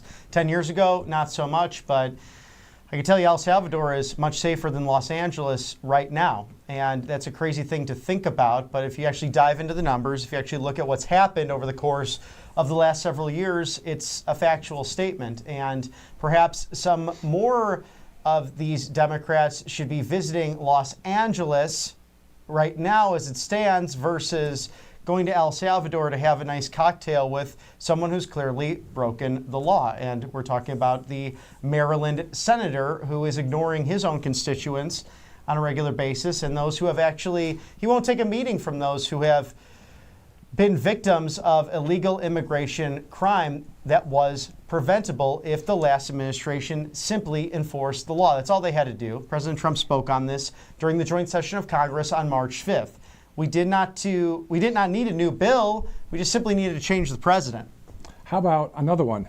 Make California America again. Now, that's probably one of my favorites. I might actually buy that hat if Make it's available. California America again. I mean, in the face of all of the different flags that we saw yesterday, especially there in SoCal, credit due to someone that was on one of Elon Musk's posts there for that. But anyway, so saw that yesterday. But anyway, let's shift gears. Let's talk about the big, beautiful bill, because this event has everything to do with the 1BBB. So, number one, it delivers the largest tax cut in American history. So, Robert, anybody that makes $30,000 to $80,000 a year will get a 13% to 15% decrease on their taxes. Full stop. That's number one out of 50 reasons that they're saying this is the reason why to pass. And this will scale back $1.7 trillion in spending. So that's what makes it so interesting for those Kentucky Republicans who are standing up to President Trump, whether it's Thomas Massey, Rand Paul, Mitch McConnell, all for different reasons. But 2 of the 3 talk about spending issues and the spending habits. And granted, spending issues and habits are bad by our Congress. There's no question about that. But this will make permanent those Trump tax cuts. This will make permanent no tax on tips, no tax on overtime, no tax on those Social Security benefits. And ultimately, with removing these illegal aliens off of Medicaid and Medicare, you end up defending those programs that so many of you hardworking viewers of ours have paid into over a lifetime, and you have a right to those benefits as a result. Exactly. And to those that say, well, we got to balance the budget, well, that's true. We don't want to go into an economic collapse of any sort. And President Trump and the team understands that. Also, they'll be working towards balancing the budget as well. And when you look at it, it's just really difficult, too, because it's like all of these things were the campaign promises for we the people on that campaign trail that's in this bill. When it comes to law enforcement, when it comes to the southern border and immigration security and tax cuts and all that. So yeah, number 2, it makes the Trump tax cuts permanent, to your point. Let's go to number 5. It delivers no tax on tips, no tax on overtime, and of course, no tax on overtime. Think about if you are an hourly worker and you work that overtime, that time and a half doesn't get touched by taxes. And this is why I actually tip high. A lot of times I'll go over that 20%, and President Trump said this. I view it as this: if they did a great job, I'm going to give some more. If not so much, perhaps a little bit less. But what a lot of people don't know, especially if they haven't been a server or have worked in retail, many of those tips and the way it's structured, they have to share that with other aspects of the restaurant. So you have to pool those tips, or some go to your serving assistant, some goes to the kitchen, some goes to other factors that make sure you have a lovely evening and a lovely dining experience. So a lot of people in different cultures can be affected by this. For example, if you might have visitors from the UK, their tradition is about 8 to 10%. But I always think that regardless of where you are, you should focus on what are the customs within that country and how is it structured, because something to keep in mind with these great servers, because those who are making a living doing that, they're paying a lot in taxes on their tips. That's what they rely on. A lot of times it's not the same hourly wage or salary wage that someone else might get at their job. So they're really depending on each and every table as salespeople. So just some food for thought the next time you're out and enjoying time with friends. I was talking to a kind of a financial analyst buddy of mine. He was saying, well, why not have a spending cut bill as well on top of the big, beautiful bill? You know, some of the Doge, findings and that kind of thing. But still, at the end of the day, looking at the big, beautiful bill of all of these great things that will happen for the American people. Number 7, it finishes President Trump's border wall. Number 8, it boosts Border Patrol and ICE agents on the front lines with the largest border security investment in history. And then the one we're going to be talking about today, and we're going to hear from President Trump, I believe is partly the child tax credit, $2,500 per family. Also specifically, let me get to the notes so I say it correctly, the president will highlight the $1,000 Trump account, which is an investment for American kids. So yeah, we're going to hear more about that coming up. And I'm interested to see what the Senate ultimately does. If this becomes 2 bills on their part, maybe 3 bills, because this also funds FAA and what Sean Duffy wants to accomplish, because we know Buttigieg left him a nightmare because that individual chose to really not oversee what was needed in regards to the advancement of technology. And of course, we had an AutoPen who wasn't paying attention. But there's mandatory spending, there's discretionary spending. This really, as a one big, beautiful bill, ensures that mandatory spending is covered so that the government lights don't go out at the same time. Again, bringing down spending by $1.7 trillion. That's a huge success item within this bill. But I'm very curious to see how the Senate approaches this, how President Trump seems to be remaining very open to. However it's finally presented to me, it would be nice to have it by the 4th of July as we really kick off with this weekend, almost a jubilee year in a sense, from 250 years of the military, the Army specifically, to 250 years of the United States of America come the 4th of July, 2026. And wouldn't it be nice to see a bill like this signed into law and so many successes? At that point, we'll be roughly 18 months into the second Trump term. I'm excited to see how this economy will grow as a result of that. You know, I was just thinking about, as you were speaking there, about the amount of winning that could be done with this president in office, and how the leftist leaders like Newsom and others, Jasmine Crockett and others, I don't think they like to win. I know it's a simple thought. I think it's a simple thought because it's like, you know, obviously we do common sense here, all right? So, but I just don't think they like to win. They like to lose. I think they actually go, what's the worst thing we can do for this beautiful country? Actually, they wouldn't even call it a beautiful country. Well, I have to share the secret that was in the sauce of Turning Point USA way back in the day. They would ask a question of everyone being hired. Do you like to win or do you hate to lose?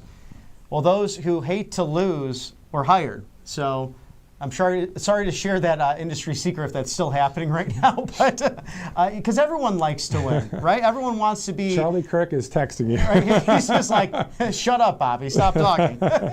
It's one of those moments right now that you have to ask yourself that, Matthew, a great point.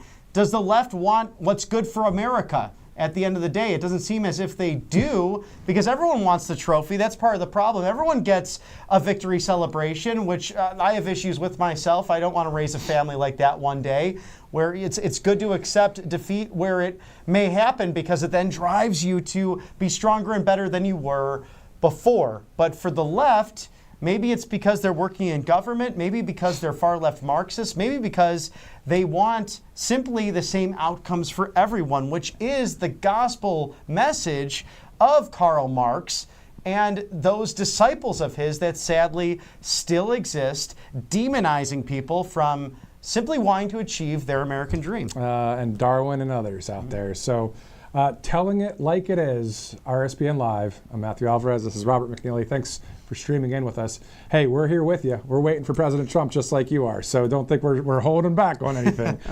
As soon as we see that camera, we will go to it and we'll have the entire event for you. Thanks for hanging tight with us. This was a 2 o'clock event. It's 2:42. You've had to listen to us talk the whole time, but I think a lot of you are saying amen and preach it, brother. Well, it's always fun and great to be back with you, Matthew. A lot of times we're not on together, so it's fun to dialogue through these things on a Monday morning of a big, beautiful week taking place in what's really beginning for most of you, your summer. So congratulations. We hope that it will be one filled with beautiful barbecues, the pool, also maybe some trips perhaps to our nation's capital, a great time of year for it, although it gets a little warm and sticky in the swamp.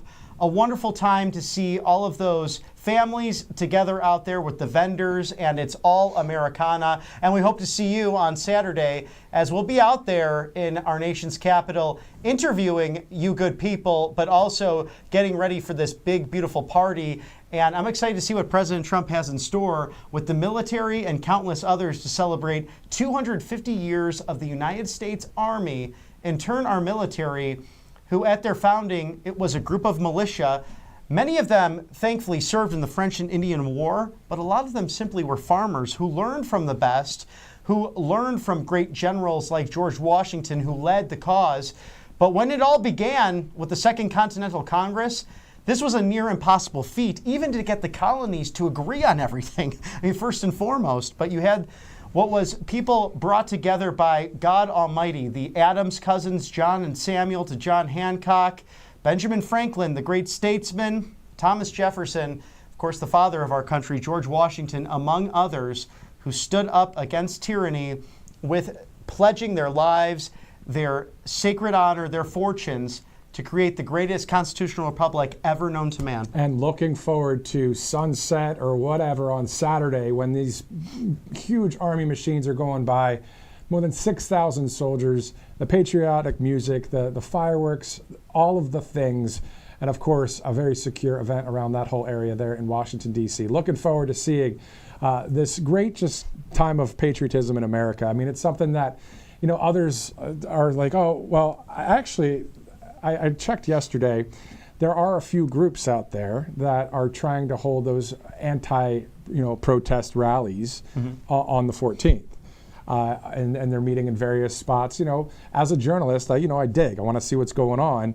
And if there's a few people, okay, whatever, but they'll be way out of the way. It's going to be a great day, Saturday, June 14th, as we're looking live there. That's the state dining room, and we're going to go to President Trump as soon as we see him walk in there. It's 2:45. Let's continue on as we await the Commander-in-Chief. Number 20, it incentivizes Made in America. You know, when we look at, say you have a T-shirt or a hoodie or jeans and you look at the tag and it says Made in and it doesn't say USA, it's like, man, come on, can't we just make a few things in the United States? That's what this economy is all about, and we see the strength in that with what we can do by making it in America not only a better product, but also making it cost effective. And I think that's the Trump effect that you might not have had in the past. So you could almost understand that argument of lowering the cost of goods, but was it worth trading national security? Was it worth, in many cases, a lower quality product? Now it's inspired great people, whether it's mypillow.com/RSBN. You could find some great products there. They're very cost effective, all made here in the good old US of A by a great American patriot, Mike Lindell, the master marketer. Even besides that, look at all of the great American companies that have built out empires within the United States. And now we know if you will do business here in the United States, if you put your factories here, we're attracting even global brands like Hyundai and Toyota, who are really dominating the Southeast right now. We see it in Louisiana, some here in Alabama, Georgia as well, with Savannah, Georgia manufacturing plants popping up thanks to President Trump's tariffs, thanks to his economic prowess and his business knowledge. And you will face less of a tax burden to come here to do business in the United States. It's simply common sense. Speaking of business, a shout out to every small business owner that's watching right now, wherever you're watching across this great country. Thank you for what you do. I mean, talk about being a backbone of an economy. You're talking a very large percentage of the GDP for small businesses in America. Kelly Loeffler doing a great job there as the lead of the SBA. Number 21 has everything to do with what's happening here today. Out of the 50 wins with this big, beautiful bill, it creates new Trump savings accounts for newborns, allowing children across America to experience the miracle of compounded growth. So we're going to hear about that here at this Invest in America event. I believe that the senator of Texas, Ted Cruz, actually may be at this event today too. So we'll see once we get in there live. Obviously waiting on the president there. Everyone's seated, so this may be any minute from now. I'm going to do a fun thing here. Why not? It's Monday at 2:51 is when I believe the president will go in. Your guess? How about 2:55? 2:55. Okay, well that means we have to talk for another 7 minutes or so, but I think we can do it. You know, it's interesting about this number 21 point, Matthew, because we're at a crisis right now when it comes to the birth rate in the United States. And there's many reasons for this. I think it's part of it, the far left feminist message, which really feminism in and of itself is truly a work of conservatism. If you date back to 1920 and the suffrage movement, this was a work of Republican women who advocated for women's right to vote. And it's been hijacked by the left. It was hijacked by the sexual revolution and all of the far left globalist ideas, the Marxism, that came into play over the course of the last several decades. But people have been postponing marriage for one reason or another. There's also just an economic reality, especially what we found from the auto pen years, or even going back to the Barack Hussein Obama years of a stagnant economy. When I graduated college, many of my friends going immediately into grad school or moving elsewhere just to get a better opportunity and then postponing marriage as a result. So we're seeing people getting married later and later, and then some just not simply reproducing for one reason or another. So what we have now is a birth rate of 1.6 children per each and every individual family in the United States. For a nation our size, we need that rate to be around 2.1%. Now, other countries are facing this as well, including Japan. But Japan, for other reasons, whether it's different social and cultural items. I know there's a large strain of asexuality happening in Japan, which is interesting in and of itself. Also tying to less and less people attending traditional church services, but Japan will have to figure that out for themselves. But for us here, I think a lot of it is that feminism, a lot of it's postponing this for other career items or other things in life, and there's just a simple reality to allowing government to get out of the way and incentivizing pro-family growth that should really not be partisan at the end of the day, but rather a populist thing. And so we're going to hear all about that right here coming up at the state dining room there at the White House. And, you know, talking about, marriage and dating and that kind of thing. You know, you look at conservative America, so many people, 20s and 30s and 40s that may be single, having ways to be able to meet first before obviously having any children and getting married and all that. But it's just like, it's not the easiest thing out there. Dating is a battlefield, as many of you know. Thank God I've got this on my finger here. He will have it someday. But, it's just like, yeah, let's talk about it. Why not? I mean, it's we're being real with the American people. Yeah, it is a battlefield out there. There's not much more to add to that, but it's true. It's something that you have to persevere in the process, and we can as a country. And it's great to have this man, Donald Trump, who really believes in those things. It's what he has ultimately embodied, being the one who is the pro-family candidate, and it's funny because I don't think he even necessarily wanted that title or that image, even dating back to the Apprentice days. He was always someone who I think was enamored with people he met. If you remember even those interviews, it always went to even more than, hey, can I have that business advice, Mr. Trump? It was, well, tell me about your family. Where do you come from? He wants to learn about people, and he looks you in the eye. Even people like Bill Maher, who disagree with him, say that he wants to know where you stand on specific issues. He would rather, as he's having dinner with you, stop for a moment and say, what do you think about this? What do you think about that? What's your experience? And what does your family think about that? What other leader in this role of President of the United States, of those who have held the office currently living, would address things so directly? I don't think his predecessors will. I don't think they had the time, nor did they care. That's the thing about President Trump. He's the real deal. He's a common sense guy that resonates with the American people, and that's why he won 3 straight elections. Simple as that. I think we could just stop there and wait for the president. No, I'm kidding. But, right? I mean, sheesh. I mean, it's what we want. Common sense. That's what we want. And we're getting it through President Trump. So looking forward to seeing him walk through that door at the state dining room there. Again, I said 2:51, so that time has passed. You said 2:55. He may be showing up right there at 2:55. All right. Let's look at a couple things upcoming. So we have this Saturday, again, June 14th, Flag Day, President Trump's birthday. You'll be in D.C. for the Army Military Parade, the 250th. That's going to be awesome. And then the next day, the president will go to Canada for the G7. I'm not sure if it's going to be on that Sunday, but it's the 15th through the 17th is the G7. Right. And then I guess he'll go then to the NATO summit in the Netherlands. So, continuing to be a great leader of this country. And really someone who's working around the clock and, mind you, taking $1 per quarter, donating the rest of it, and asking his staff, where can this go? Famously saving hallowed grounds at Gettysburg in his first term, among other charities he gives to and nonprofits and things within the government that he'll simply just give his money back to because he's choosing not to take it. And it's something that's bold and brave. And again, who of the living former commanders-in-chief did not take that money? In fact, something that's been different about the recent presidency from really Bill Clinton on, these people got very, very, very wealthy on being president of the United States until Donald Trump lost billions in this process. And fortunately, he's been able to reclaim some of that wealth because we've seen the lawfare, whether it's been against Rudy Giuliani, against President Trump, countless others associated with the MAGA movement. And what they attempt to do is drain you financially in the court system. And thankfully, things like True Social finally went public. So a lot of that going back to the Trump organization. So there's a little thing called karma, my friends. And thank God, because the man who's about to walk into the room right now, fighting for you on a daily basis, when they stand up, it means the president of the United States is in the room, and I think I won the bet. So we might have to go to Kalshi. Not yet. No, I did. Yet. You're over. 254. I win. No, you said 55. Let's go to the president. But you went over.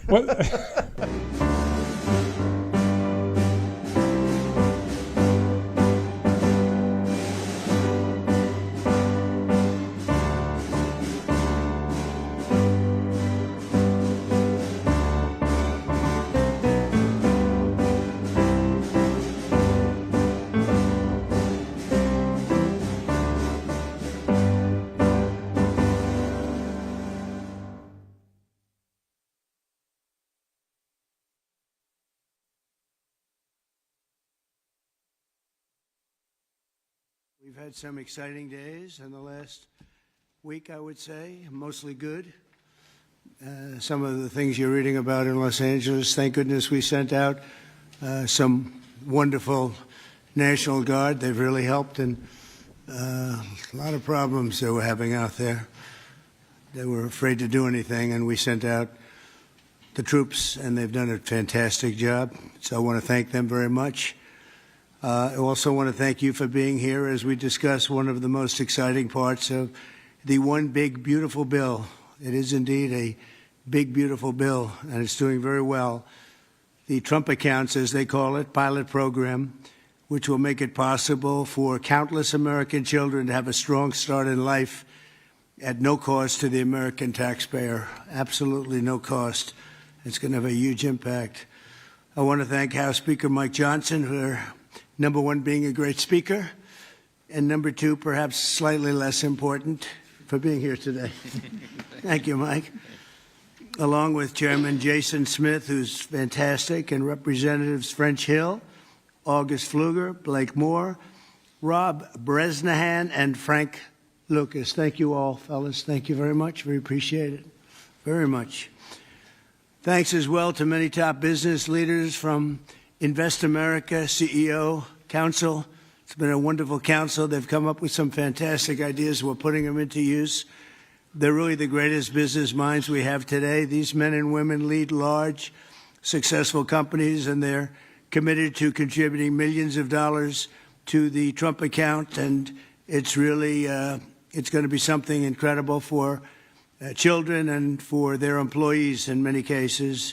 Here's how the accounts work. For every U.S. citizen born after December 31st, 2024, before January 1st, 2029, the federal government will make a one-time contribution of $1,000 into a tax-deferred account that will track the overall stock market. In other words, it'll be pegged to an index that we'll pick. Right, Michael? We'll pick it. We'll pick a good one. Maybe you should be the index. I'd like to have that.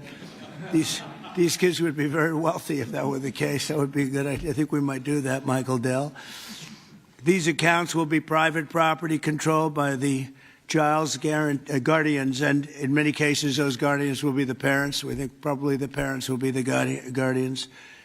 They'll be open for additional private contributions each year from family, friends, parents, employers, churches, private foundations, and more.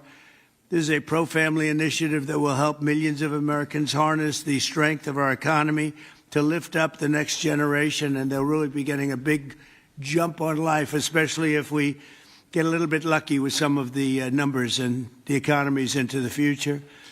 In addition to the substantial financial benefits of investing early in life, extensive research shows that children with savings accounts are more likely to graduate high school and college, buy a home, start a business, and are less likely to be incarcerated. Trump accounts will contribute to the lifelong success of millions of newborn babies. They are fully, and this will be very interesting, I think, for everybody to hear, they are fully funded through targeted reforms in the One Big Beautiful Bill, like the $1.7 trillion in mandatory savings, welfare reforms to stop waste and fraud, a 3.5% remittance tax, and more. And it's just a part of that. The One Big Beautiful Bill is among the most important pieces of legislation in our country's history. I don't think there's ever been anything bigger. And I think it's going to go down as certainly one of the most important things we'll ever have done. In addition to the largest tax cuts in the history of our country, including the most powerful border security measures ever, it delivers major economic relief to the American workers' families. And there are so many things. Rebuilding our military, we built it just 8 years ago. We started and did a great job, but now we have to rebuild it again, plus technology change. All of a sudden, it's about drone. You know, we have a new form of warfare. It's drone warfare. So a lot of things change. We did a great job with the military, but now we're going to have to do some little tweaks, to put it mildly. And we'll be doing that, and we have it all nicely funded. I look forward to signing this into law. It's really something that we're having such an opportunity. And I have to say, he's here with us. He's a person that I've admired for a long time. You take a look at what he's done and followed his record. And it's Dell Chairman Michael Dell. He's done such an incredible job. It's as a business person, I study business people, and that's a perfect one to study. It should be almost mandatory reading. So I want to congratulate you on that, and thank you for the idea, because you're the first one that really brought this to my attention. I know that you and your friends have been talking about it for a long time, but other presidents didn't get it done, Michael, right? So we got it done. Congratulations. Thank you very much. Sure. I want to also give some recognition to my friend Brad Gerstner, who helped get us all organized. And that's right. And actually, thank you very much. Good, Brad. Spearheaded this. Good. And also we have with us a very powerful man in the world of business, CEO David Solomon of Goldman Sachs. David, thank you very much. Thank you for having me here. Long-time friend. Thank you. Thank you very much. Uber CEO Dara Khosrowshahi. Where is Khosrowshahi? Right here. Where? Thank you very much. That's a hell of a name, but you've done a hell of a job, so that's appropriate. And also, again, Chairman Smith for doing such a job. Nobody knows taxes better than Chairman Smith. When we have a problem, Mike, we go to see Chairman Smith, right? So I want to thank you very much, Dara and Chairman Smith. I appreciate it.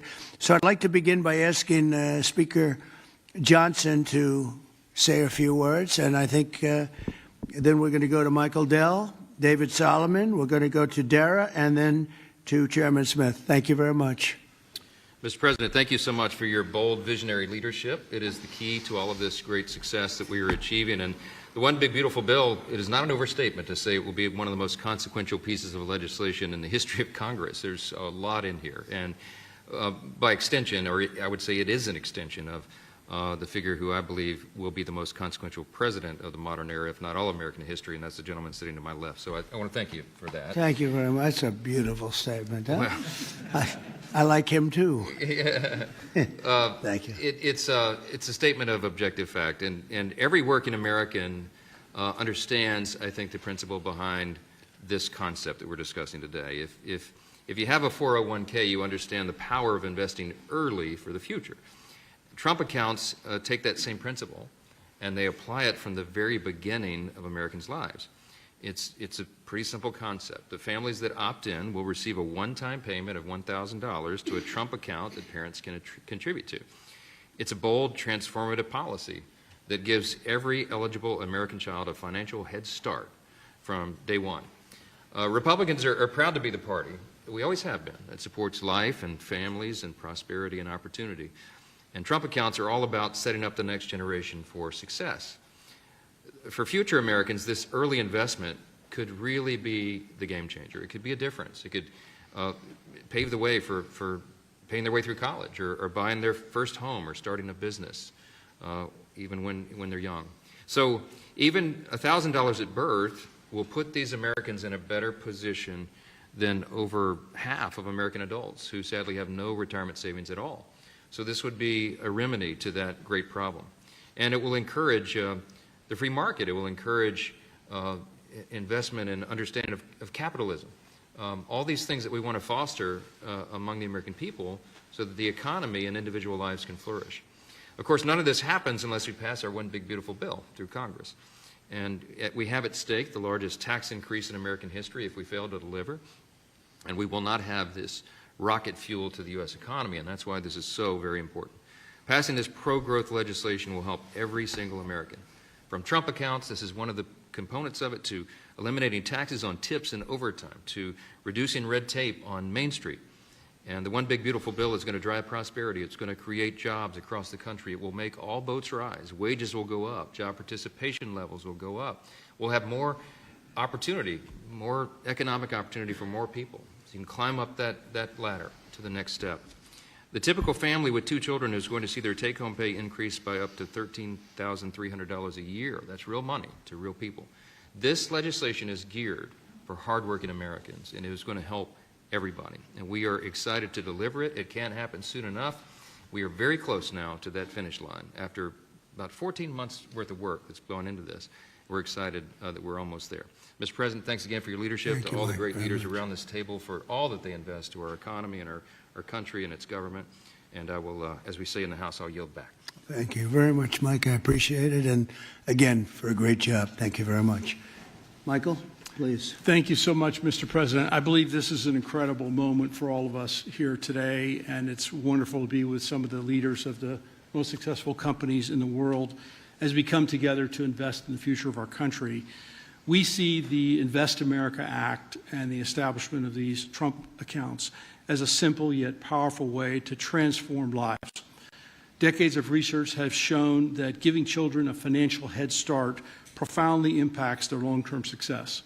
With these accounts, children will be much more likely to graduate from college, to start a business, to buy a home, and achieve lifelong financial stability. Dell Technologies is proud to be one of the very first companies to support the Invest America Act, a bill that provides every child with a $1,000 seed investment account at birth.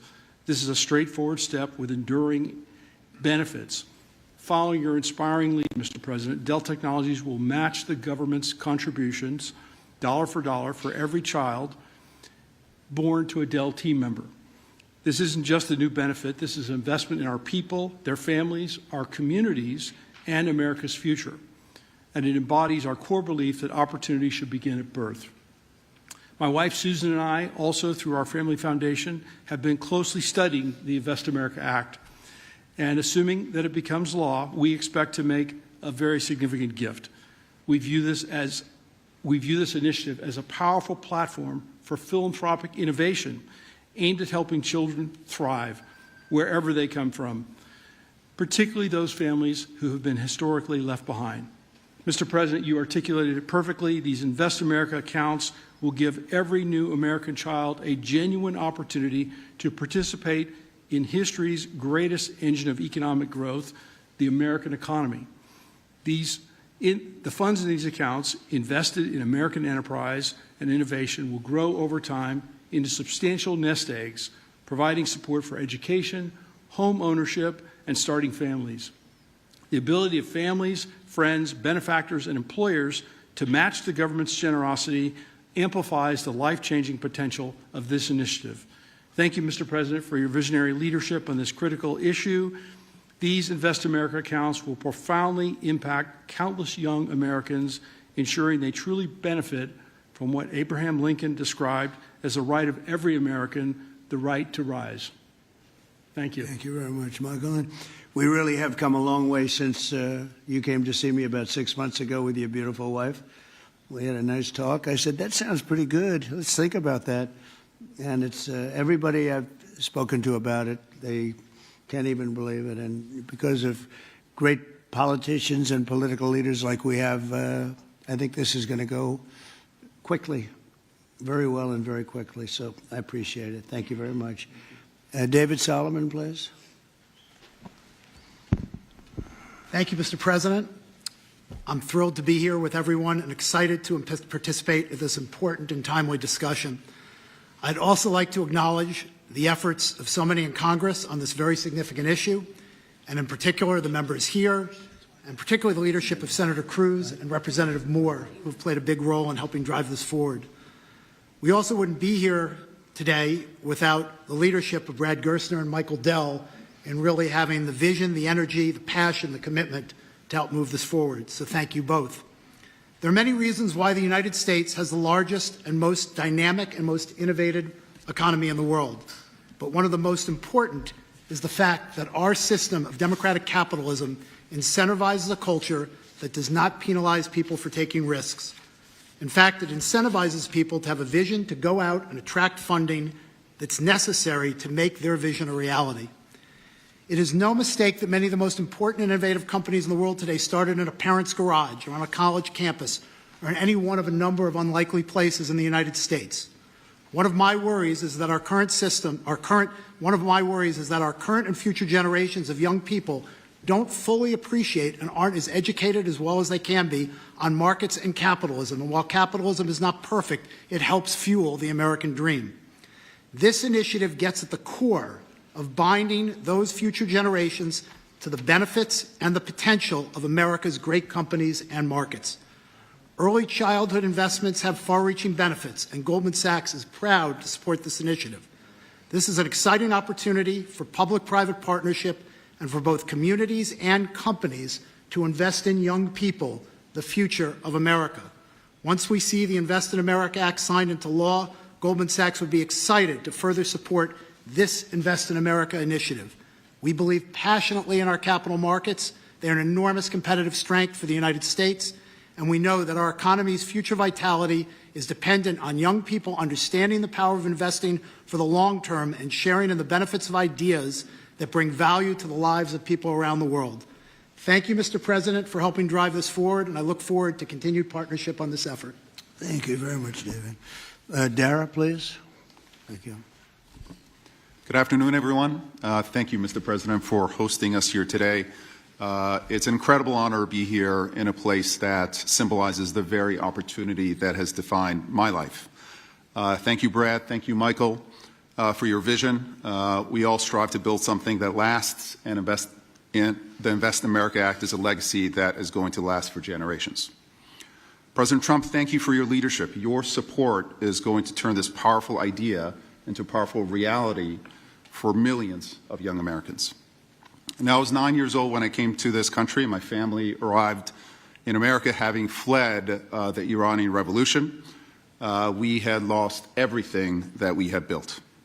But we gained something far more valuable here. We gained a chance to rebuild again. We had a close-knit family. We had access to world-class education. And we had the one thing that fuels every American dream, and that's hope. So what if we could bottle up that hope? What if we could give that same power of hope, real, tangible hope that comes from having a stake in your own future and a stake in the best companies in the world to every single child that's born in this country? That's the promise of the Invest America Act. It's not just an account, it's a launch pad. It puts the unstoppable engine of compounding to work for our kids, building a future for them from day one. This mission is personal to me, and it's core to us at Uber. Every day we see people using our platform to create opportunities for themselves, to save for a home, to pay for tuition, to build their own American dream one trip at a time. And that's why Uber is so proud to support this bill, which also includes benefits for millions of Uber drivers and couriers in the form of no tax on tips. Mr. President, our earners are grateful for your support. Thank you very much. Right? What a great job. You know, when you think we're doing a lot of work on Iran right now, and yes. I see that what you just said, you came here and Absolutely. They took it all away from you, and you started, and you've become one of the biggest anywhere in the world. What a great story that is. Thank you very much, Mr. Congratulations. President. And we wish you all the success there. Thank you very much. We'll need it. We're going to need it for that. That's it. They're tough negotiators. They're great negotiators. Yes. Among the best. Look at Yes. you. Thank you very much. Thank you. Appreciate it, Darren. Jason, please. Thank you, Mr. President. I want to first start off by thanking you for your leadership, your vision, your commitment to workers and families throughout this country. The One Big Beautiful Bill would not have been possible without you. And it delivers the largest tax cut in U.S. history, the largest mandatory spending cuts in U.S. history, the most significant welfare reforms in U.S. history, and the largest one-time investment in border security. So it's things to be extremely proud about. Representing Southeast Missouri, I'm extremely proud about how you're delivering for working families. No tax on tips. A waitress like the waitress in Nevada that talked to you about no tax on tips, and the other 4 million tipped employees in the country, they will see an extra $1,700 in their paycheck because of the no tax on tips. That's significant for someone who's just trying to put food on their table and clothes on their backs. The linemen working overtime to restore power will get an additional $1,750 into their paycheck. Seniors will get $72 billion in tax cuts. The Trump investment accounts will be a game changer for new parents, even before their newborn baby can walk or talk. Their child will have money saved to one day learn a trade, start a business, or to buy a home. Every child born under this policy will have a better shot at a future. It does not matter if they live on a city block or on a county road. This will make a significant difference to their lives, and it's because of your leadership, Mr. President, and we say thank you. Well, thank you very much, Jason, and hopefully we're going to get that through, and we have a certain date picked out, an ideal date. If it takes a little longer, that's okay, but ideally we're going to get by a certain date. And again, I think it's one of the most important pieces of legislation we've ever had before us and that the country's ever had. I'd like to ask, if I might, Brad Gerstner, one of the most successful people in our country. I'm a friend of Michael very much, and Michael has great respect. And if you don't mind, Brad, I'd like to say a few words, please. Thank you. Well, first, it's a great honor and privilege to be here. We wouldn't be here without your leadership. And for me personally, to be here with my son, Lincoln Gerstner, happens to be named after the gentleman over your right shoulder. Where's Lincoln? Well, he's good looking. He's much better looking than you. What happened? Hey, we all want our kids to be better than ourselves. But it was around our small kitchen table that this idea was really born. I started off like Jason Smith in a small rural town in Indiana. My dad had lost everything in 1978 trying to start an auto parts company, and the Japanese were tearing apart our auto industry. We had double-digit interest rates and inflation. Our family mortgaged the house to keep the company going and ultimately lost everything. So I know a little something about starting with nothing. And I know what it felt like that first time you had a little skin in the game, where you thought you had a shot. You went from nothing to something. And like Dara said, that is the great story of America. The promise that there's mobility, the promise we can move up that ladder. But today, we've moved to a society of dependency, right? I saw somebody answer the White House's tweet on this today by saying the answer to socialism is more capitalism. This is more capitalism. Yeah. This is aligning every child in America with the upside of free markets and the benefits. And that is your Main Street agenda, Mr. President. No tax on tips, that doesn't help rich folks. That helps the people who feel left out and left behind. No tax on overtime, no tax or deduction on Social Security, and the Trump accounts, right, that everybody in this room are here and we've been working so hard on but would never come to fruition without your leadership. Those will change the game forever.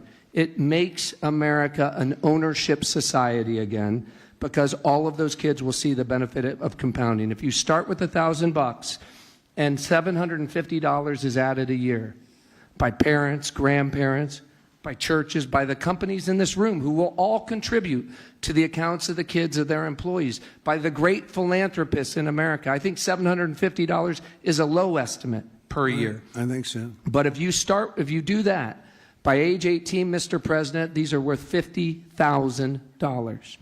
By age 30, they're worth $175,000. And if you do it every year of your life, at age 50, they're worth $1 million. You are giving the shot for every American to feel like they're in the game again, part of America with that economic mobility, that dream that led Michael Dell to start Dell Computer in his dorm room, Dara to feel like he had a shot after coming here from Iran, and a couple poor kids from Missouri and Indiana to make it to where we are today. So thank you for your leadership. This would not happen without the reconciliation bill and the work of the many in this room, but spearheaded by the Speaker and Jason Smith, the big, beautiful bill. This is the vehicle to get the Invest America Act passed. So thank you, sir. Well, thank you very much, Brett. Great job. And nobody knew I was going to call you. He might have done the best job of the group. Got to think about that, Mike. Good recommendation, Michael.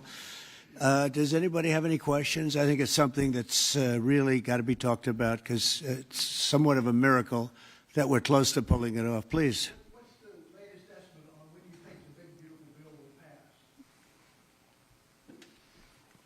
pass? We put Independence Day as a self-imposed deadline, and we certainly hope, I believe, we can still meet that. It's up to the Senate. The bill's in the Senate's hands now, but I spoke with Leader Thune as recently as last night. He's feeling very optimistic. You see the Senate going through the same deliberations we went through in the House, except we had 14 months to do it. They've got a truncated time period to get that done. But as you all know, I've encouraged my dear friends and colleagues over there, don't modify it too much, because we've got a very delicate balance that we reached, and it took us a long time to get there. And we don't want to upset that balance too much. So they're putting their fingerprints on it. I hope it'll be a light touch, and they'll send it back, and we'll get this thing done and get to the President's desk. And really, we have tremendous spirit. I've never seen anything like it. There's just an unbelievable. We'll always have a couple of people. I don't want to use the word grandstanders. I'd never use such a word, but you'll always have that a little bit. But maybe you won't even have that. Who knows? There's tremendous spirit for this bill. I think like we haven't seen very much, Jason, right? I haven't seen too much. So I think it's going to go pretty quickly. Prime Minister Netanyahu, you just mentioned Iran. Did you discuss Iran? Very Did you well. discuss the the Gaza war? Yeah, we discussed a lot of things, and it went very well, very smooth. We'll see what happens. You know, we're trying to do something with a country we just spoke about, Iran. I think you should negotiate this. You might be better. I think I'm going to send you today. What a good idea. This could have been the idea of the day. We'll have Dara get up and negotiate. They are good negotiators, but they're tough. Sometimes they can be too tough. That's the problem. So we're trying to make a deal so that there's no destruction and death. And we've told him that, and I've told him that, and I hope that's the way it works out. But it might not work out that way. We'll soon find out. Yeah, please. In 2020, when you were talking about unrest in American cities, you said, quote, "We have to go by the laws. We can't call in the National Guard unless we're requested by a governor." What changed now? Why is this situation different to not consult with Governor Newsom about this? Well, the biggest change from that statement is we have an incompetent governor. So I talked about governors, but I didn't talk about he's an incompetent governor. Look at the job he's doing in California.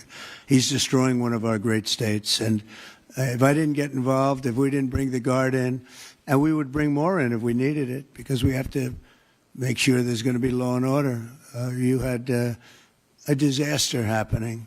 And they now admit it was a disaster. I watched the chief yesterday, who's a good man, by the way, and he said, "Wow, we're lucky we did this because they were overwhelmed. You saw what was happening, so we did the right thing. Everybody agrees to that.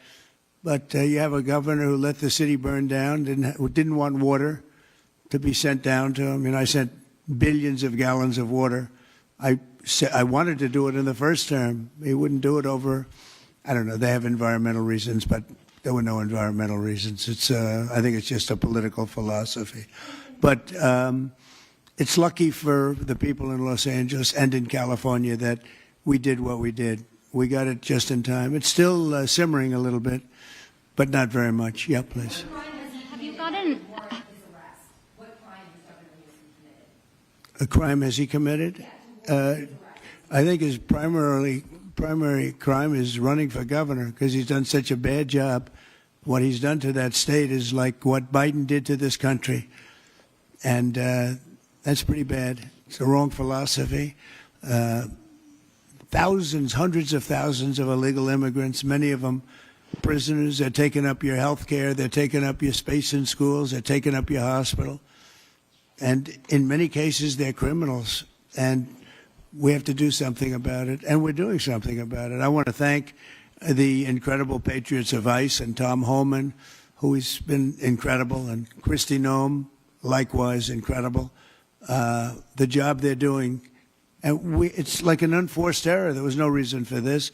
21 million people were allowed into our country, and many of those people were criminals, and it's a shame. It's a shame, but we're getting them out, and I will say I think it's a 95-5 issue, just like so many other issues, 95-5. And the Democrats lost an election in a landslide because they're on the wrong side of the issues. I mean, it's not even conceivable that somebody would do the kind of things that he did. And then, you talk about projects. They want to build a train going from San Francisco to L.A., and it's costing hundreds of billions of dollars more than they thought it was going to cost. It's not even believable. To Brad and to people sitting here, would you believe that a train, it was going to cost X dollars and it might be 100 times X? Would have paid for this for about 50 million American children. You're right. 50 million American children instead of a 3-mile train track that never got built. We could have put Lincoln in charge with no experience. He would have done a good job. I guarantee you that. All right, please, Peter. Mr. President, have you gotten an update from your negotiating? Thank you, President Trump. So it seems like Gavin Newsom likes the attention that he's getting right now from you. Yeah, it seems like he does.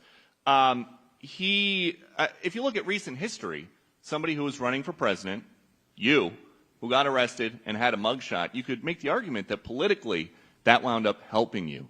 Are you worried at all at this moment that talking about him getting arrested could be helpful to his political prospects? Because a lot of people think he wants to be sitting right where you are. Well, in my case, it was a witch hunt, and everybody knew it. And I was able to explain that during the process. Otherwise, I wouldn't be sitting here right now. And it was a total witch hunt. It's proven to be a witch hunt, and you see what's happened. In his case, it really is very obvious. You look at what's happened between the fires, I could name 10 things right now. We talk about the trains. We talk about all of the costs in California. You talk about all of the people that are flowing and destroying life for everyone else. So, no, I don't think it's going to help him. I think it's actually very bad for him. And right around the time that we were walking in here, the governor and the state attorney general said that they're going to sue you for sending the National Guard in. They're saying there's no invasion, there's no rebellion. The president is trying to manufacture chaos and crisis on the ground for his own political ends. Federalizing the California National Guard is an abuse of the president's authority under law. Well, But- you know, it's interesting. You watched the same clips as I did. Cars burning all over the place, people rioting. And by the way, we stopped it. We were able to make it much better, but it still looked pretty bad. And in watching clips last night, people were saying this is really a big problem. And until we went in, if we didn't do the job, that place would be burning down just like the houses burned down. They were in big trouble last night, Peter. You know it. And the night before, and the night before that. And I feel we had no choice. I don't want to see happen what happened so many times in this country. I watched Minneapolis burn. Look at what happened in so many different parts of California. You take a look at what happened in San Diego. There's so many different places where we let it burn. We wanted to be politically correct. We wanted to be nice. We wanted to be nice to the criminal. And what you're doing is destroying the fabric of our life in this country. No, we did the right thing. We've been given credit by people that I would least suspect. Why I would say that some of the people that came in and said, thank goodness, they said, some of them, thank God that Trump got involved. And I'm very happy I got involved. And I think Gavin, in his own way, is probably happy I got involved. Yeah, go ahead, Peter. What do you make of the fact that he says, you want a civil war on the streets of America? No, it's just the opposite. I don't want a civil war. A civil war would happen if you left it to people like him. And I liked him. You know, I always got along with him. Never had a problem with him. But he's grossly incompetent. Okay. In London, have you gotten an update from your team in London negotiating? What? Louder. Have you gotten an update from your team in London negotiating the China trade talks? We are doing well with China. China's not easy, just like your home country is not easy, Dara. I think we're doing very well. They're over there now. I'm only getting good reports. It's a little early, but they'll be calling in soon. In fact, probably when I get back, I'll have my first call from them. We want to open up China. And if we don't open up China, maybe we won't do anything. But we want to open up China. It'll be a great thing for China, a great thing for the rest of the world. Are you willing to lift export controls when it comes to China? Did you give your negotiators any sort of limitations? We're going to see. Look, China has been ripping off the United States for many years. Nobody charged them 10 cents. No president had the courage to charge China for whatever reason. They didn't want to do it. I took in hundreds of billions of dollars. I put on tariffs on China when I got in first term. And we took in hundreds of billions of dollars. And then I did it again, but I did it for a lot of others. If you look at the stats, the deficit last month was cut in half. Everybody was shocked. I wasn't shocked. I think a lot of the people at this table weren't, because they saw the billions of dollars that were pouring in, and the tariffs hadn't even started yet, just about. They were in cars. They were in some countries at a very minor level. And we cut the deficit in half, and it was a big story a couple of days ago. They said, I don't believe, one of the announcers on a business network went wild, said, I can't believe these numbers. Those numbers are good. The numbers are going to be very good. I think we're going to have a great 4 years. You know, we had the greatest economy in history during my 4 years. I think this one's going to blow it away. Yeah. Go ahead, do you have a message for Greta Thunberg, and did she come up on your call with the Prime Minister today? Well, she's a strange person. She's a young, angry person. I don't know if it's real anger. It's hard to believe, actually, but I saw what happened. She's certainly different. Anger management. I think she has to go to an anger management class. That's my primary recommendation for her. Was she kidnapped by Israel, as she says? Was she kidnapped? I find it. I think Israel has enough problems without kidnapping Greta Thunberg. And secondly, are you going to Is that what she said? She was kidnapped by Israel? Yes, sir. Are you going to get rid of the Tesla and the Starlink service that you have here at the White House? No, I haven't heard that. I mean, I may move the Tesla around a little bit, but I don't think we'll be doing that with Starlink. It's a good service. Where are you going to move it to? Move it around. What do you mean? I have a lot of locations. I got so many locations that I don't know what to do with them all. About the Tesla, did you ever see Elon Musk get physical with the Treasury Secretary? No, I didn't. And I tried to They ask... did have an argument, but I didn't see a lot of physicality there. And there was this New York Times report that he did not want to talk about, Elon Musk, that alleged that he, towards the end of his time in the White House, was blurring the lines between recreational use of drugs and medicinal. Do you think he ever had drugs here at the White House? I really don't know. I don't think so. I hope not. Look, I wish him well. You understand. We had a good relationship, and I just wish him well. Very well, actually. Yeah. About aid in Gaza, you mentioned now the flotilla. Do you have a response at all about Israel intercepting this boat? And can you give us an update on what's happening to the entry of aid into Gaza right now? We've had people being shot by Israeli forces who are trying to get aid from the Gaza Humanitarian Foundation. Yes. Gaza right now is in the midst of a massive negotiation between us and Hamas and Israel, and Iran actually is involved. And we'll see what's going to happen with Gaza. We want to get the hostages back. That's all I can tell you. Yeah, please, in the back. You said yesterday when half our reporters that it was not insurrection taking place, but then on Truth Social a bit later, you'd said they were insurrectionists. After what you see, You're talking about in L.A.? Yes, sir, in L.A. I wouldn't call it quite an insurrection, but it could have led to an insurrection. I mean, that was a lot of harm that was going on last night. I watched it very closely. And it was amazing that the job that the National Guard did. And by the way, the police were working very hard also. But, you know, the police are given instructions to be politically correct. I said, no, you don't have to be politically correct. You have to do the job. And on Elon Musk, do you plan to speak to him on the phone anytime soon? I know some. Which one? On Elon Musk, do you plan to speak to him on the phone anytime soon? I haven't really thought about it, actually. I would imagine he wants to speak to me. I would think that. If I were him, I'd want to speak to me. And maybe he was already called. You'd have to ask him whether or not he's already called. But I'd have no problem with it. If he calls you, pick up and speak to him. Well, I don't want to say that, but I would imagine he'd want to talk to me. Mr. President. Yeah, please. We were supposed to get a counter proposal from Iran today. Have you gotten that proposal? And what is the main impediment? We have a meeting with Iran on Thursday, so we're going to wait till Thursday. And what's the main impediment to getting a deal? Well, they're just asking for things that you can't do. They don't want to give up what they have to give up. You know what that is. They seek enrichment. We can't have enrichment. We want just the opposite. And so far, they're not there. I hate to say that, because the alternative is a very, very dire one. But they're not there. They have given us their thoughts on the deal, and I said, it's just not acceptable. I would say, yeah. I don't know what else. I can talk about the weather. Well, you can talk about Lebanon. Pretty much that's the main topic, yeah. Mr. President. We talked about Lebanon also, yeah, we did. Well, Lebanon's working very hard. They have a great new ambassador that I put there. Man I know very well. He's very smart. I didn't even know he was Lebanese. And I said, why would you want Lebanon? He said, I was born there. I love it. I love the people. I said, it's very dangerous going to Lebanon. There are some ambassadorships that are wonderful. There are some that are dangerous. I said, Michel, his name is. It's a he, Michel, very elegant man. And I said, why would you want this? And he said, because I love my country and I love those people. I said, it's very dangerous. He goes, I don't care.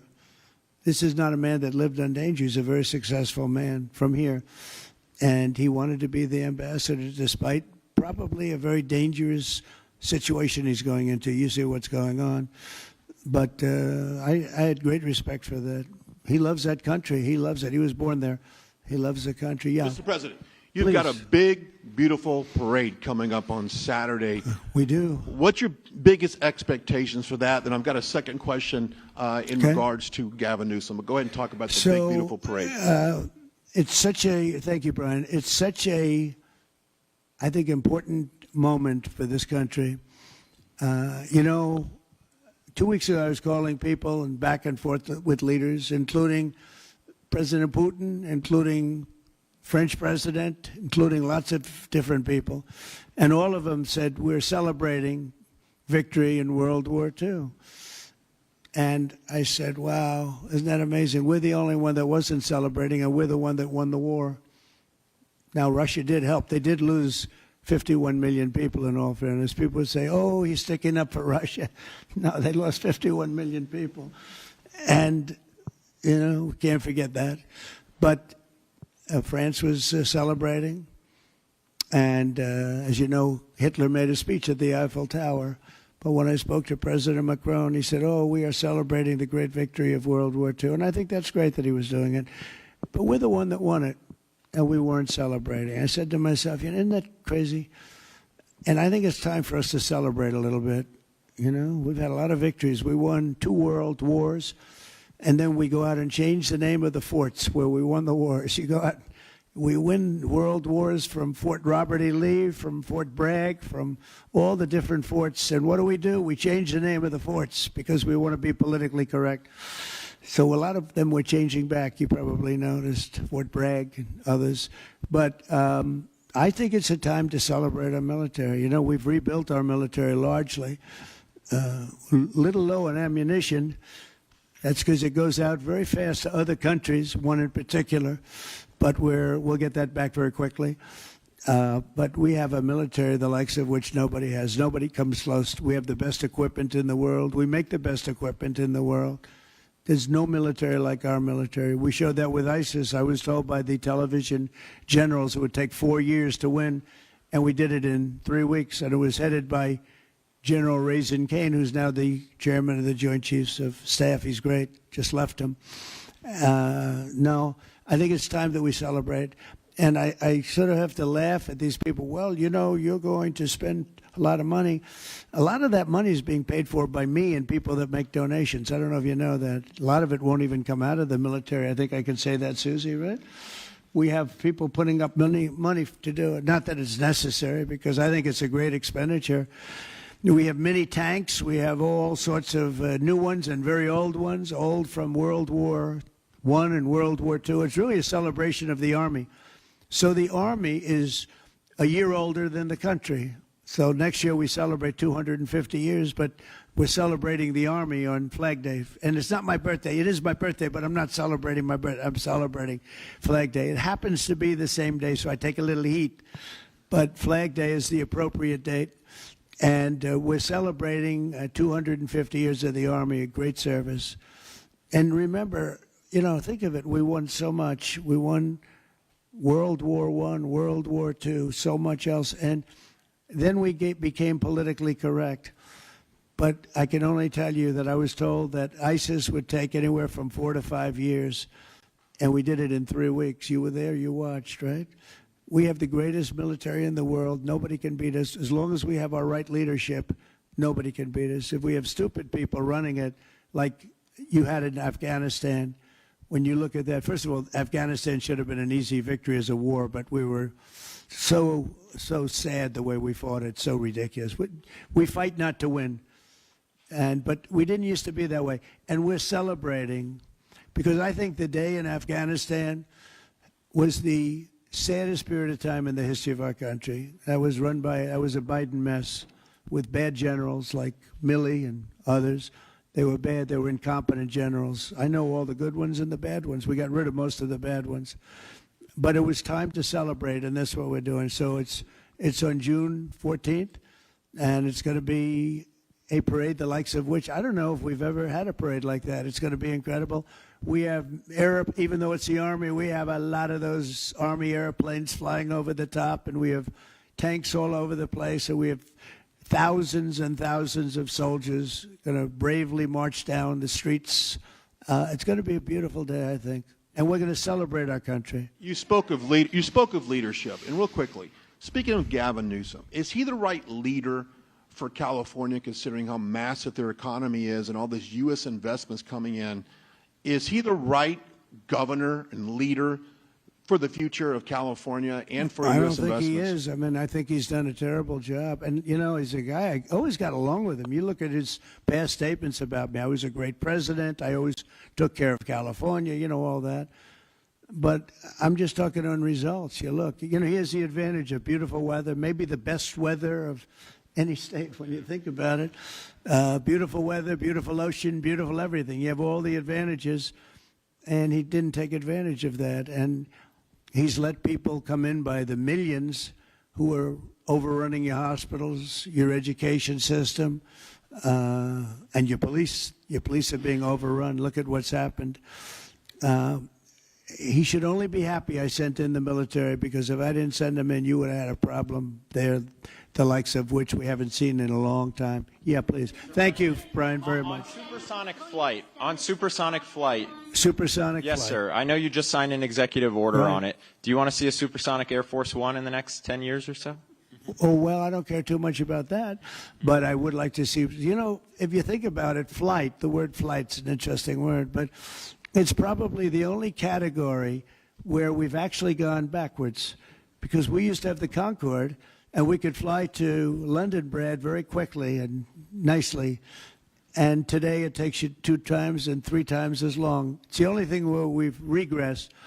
By the way, the Concorde, to my way of thinking, to this day, Michael, because you're very much into aesthetics, I know, but to this day was one of the most beautiful pieces of art I've ever seen. It was a piece of art, the beauty of the Concorde. It was the most beautiful plane, but it was you know, got you there in half the time. Now you spend a lot of time, and there's no reason for it. Because, you know, they have the sonic boom. It's not a huge problem, but they have the sonic boom thing pretty well figured out. The technology changes, the change in the skin, the change in weight, all of the other things. There's no reason why we shouldn't do great. So we are making it possible for them to do supersonic and get us back on the track. I mean, think of it, 30 years ago, we actually had planes that flew much faster than we do now. It took you half the time to get to a location. So we've regressed, and we're going to progress. Eh? Right. Sort of an amazing thing, isn't it, though?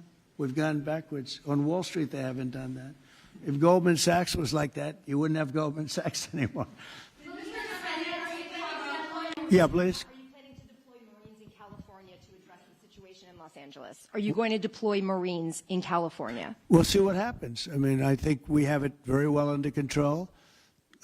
I think it would have been a very bad situation. It was heading in the wrong direction. It's now heading in the right direction. And we hope to have the support of Gavin, because Gavin's the big beneficiary as we straighten out his problems. I mean, his state is a mess. And I'd like to get somebody involved in the rail, because, look, personally, it should have never been built, because you can fly there for $2, and what are you doing? They're doing that. You could drive. You could do lots of different things. You know, if they did a study, if you gave every passenger the finest limousine service in the history of our world, the most expensive chauffeur-driven, white-glove limousine service back and forth, we would have saved billions of dollars as opposed to building this monstrosity that's going up. And I've never seen anything. You know, I've seen cost overruns. I'm a person, I've always done well on cost overruns. I don't have them.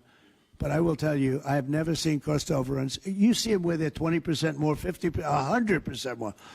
These are thousands of percent. Nobody even knows. They have no idea. And it was supposed to be from San Francisco to Los Angeles. Well, they just made it way outside of Los Angeles, where it's stopping in the middle of, I don't want to say nowhere, because I happen to like one of those little cities very much, but it's way short of the destination. And our government is saying, you know, why are we involved in this thing? It's been handled so badly. Before him, but he really blew it.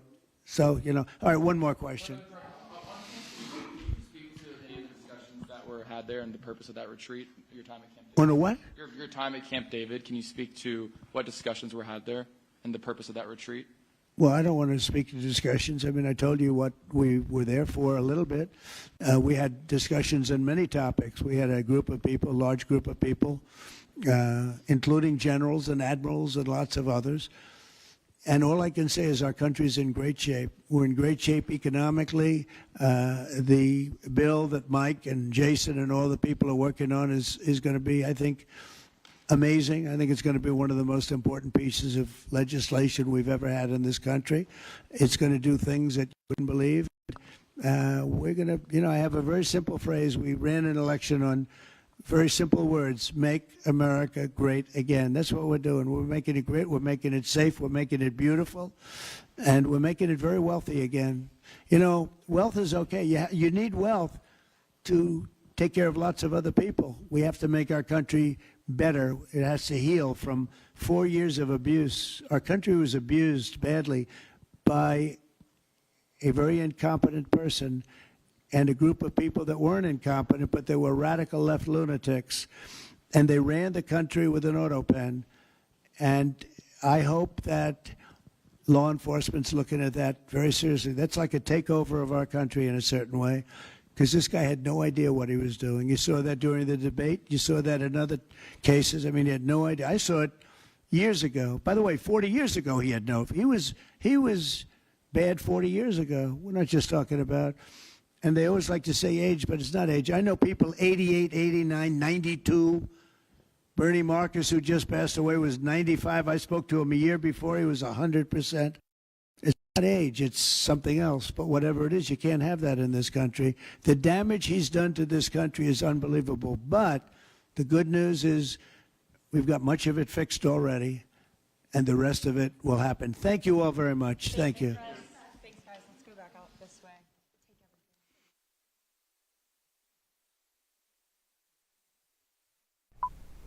And a great press conference. President Trump delivering remarks at an Invest in America event, and that was with great people, leaders in business, in the public sector as well. Speaker Johnson on hand for that. Thank you for joining us today on this beautiful Monday, June 9th, a big week for President Trump and for the United States of America as we look forward to our trip to Flag Day celebrations come Saturday. So stick with us throughout the week on Right Side Broadcasting Network Live as we thank our great sponsors, All Family Pharmacy. We know how important it is to pay less for prescription medications, and President Trump not only signing that executive order, but also a pharmacy that will stick with you, with whether it's ivermectin, hydrochloroquine, methylene blue, and all of those wild things out there that are needed in your medicine cabinet and not away from you.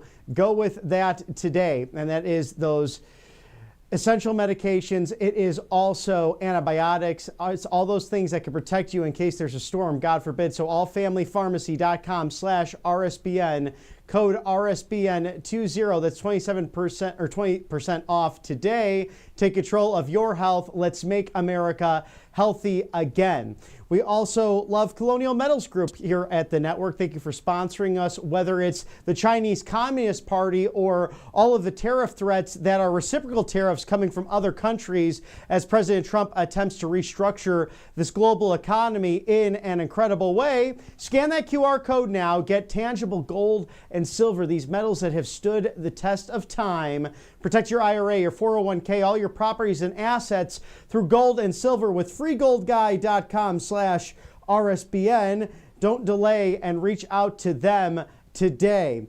We also like you to donate if you are so able. Text RSBN to 801-801. Support citizen journalism, the anchors, the hosts, the great writers, producers, and directors, all here on the correct side of history. Support us here at Right Side Broadcasting Network Live by visiting rsbnetwork.com/donate and by texting RSBN to 801-801. And come this Thursday, June 12th, we are debuting a new show with yours truly, the Voice of Reason. And we will be showcasing all of the things happening in your neck of the woods, within the Beltway, and throughout this big, beautiful world of ours, starting with a presidential series going more in depth on not only interviews, but also the things affecting your life, from culture to sports, politics, and everything in between. It is going to be fun every Thursday night at 6 o'clock Eastern. Stick with us on Thursday evenings, in addition to our live desk throughout the week for all of this unbridled access to the government you put into place back on November 5th of last year. The Voice of Reason featuring yours truly, Robert McNeely. Thursday at 6 o'clock, debuting this June 12th and going on through the summer. So we look forward to that programming. Note for y'all, as Getting America First is really going to be found on this network. So when it comes to the live desk, when it comes to rallies, when it comes to special content when it comes to inside and outside of the Beltway. Get all of those exclusive offers. And if you wish to opine, feedback at rsbn.tv or visit rsbnetwork.com/newsletter for the written word and everything that is analyzed within your big, bold, beautiful government. Well, if there's any breaking news, we'll stick with you here on the right side of history. But otherwise, enjoy the rest of your afternoon and evening, and we'll see you tomorrow here on the right side of history. I'm Robert McNeely. For all of my colleagues, good night, God bless. We'll see you soon.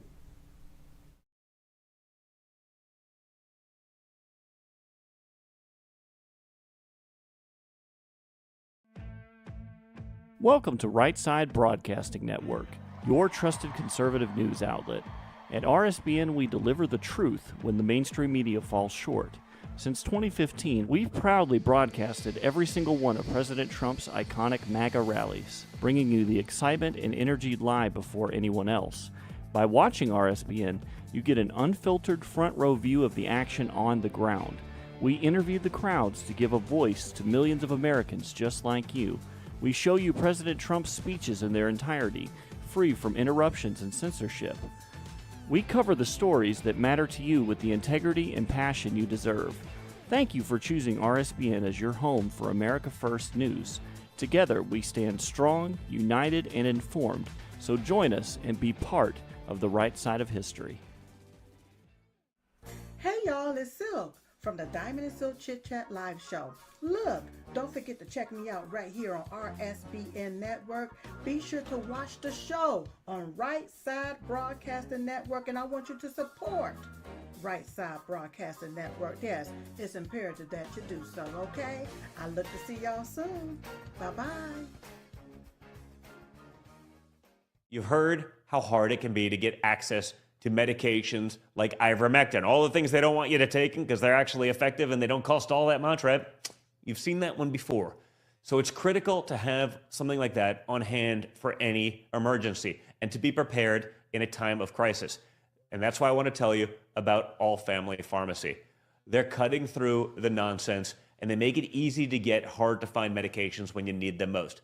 They'll provide the prescription, no hoops to jump through, no waiting room, no hassle, and they deliver it right to your door. All Family Pharma even lets you order in bulk so you can stay ahead of the curve. Head over to allfamilypharmacy.com for 10% off your first order. Again, allfamilypharmacy.com. It's simple. Get the 10% savings. Be prepared.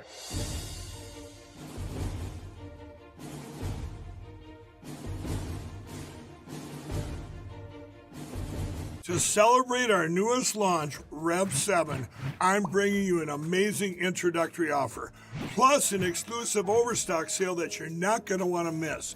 Rev 7 is our premium energy drink that tastes great and gives you energy all day with no jitters and no crashes. That's because there's no sugar and no caffeine. I'm so sure you're going to love Rev 7 that for a limited time you can try our 3-pack absolutely free. Or check out our Percale bed sheets. I can't believe I'm even going to say this. Every color, every style, every size, only $29.88. So go to mypillow.com or call the number on your screen. Use your promo code to save 20% on our Rev 7 12-packs or try our introductory 3-pack absolutely free. And our Percale bed sheets, all sizes only $29.88, even the queens and kings. Inventory is extremely limited, so order now.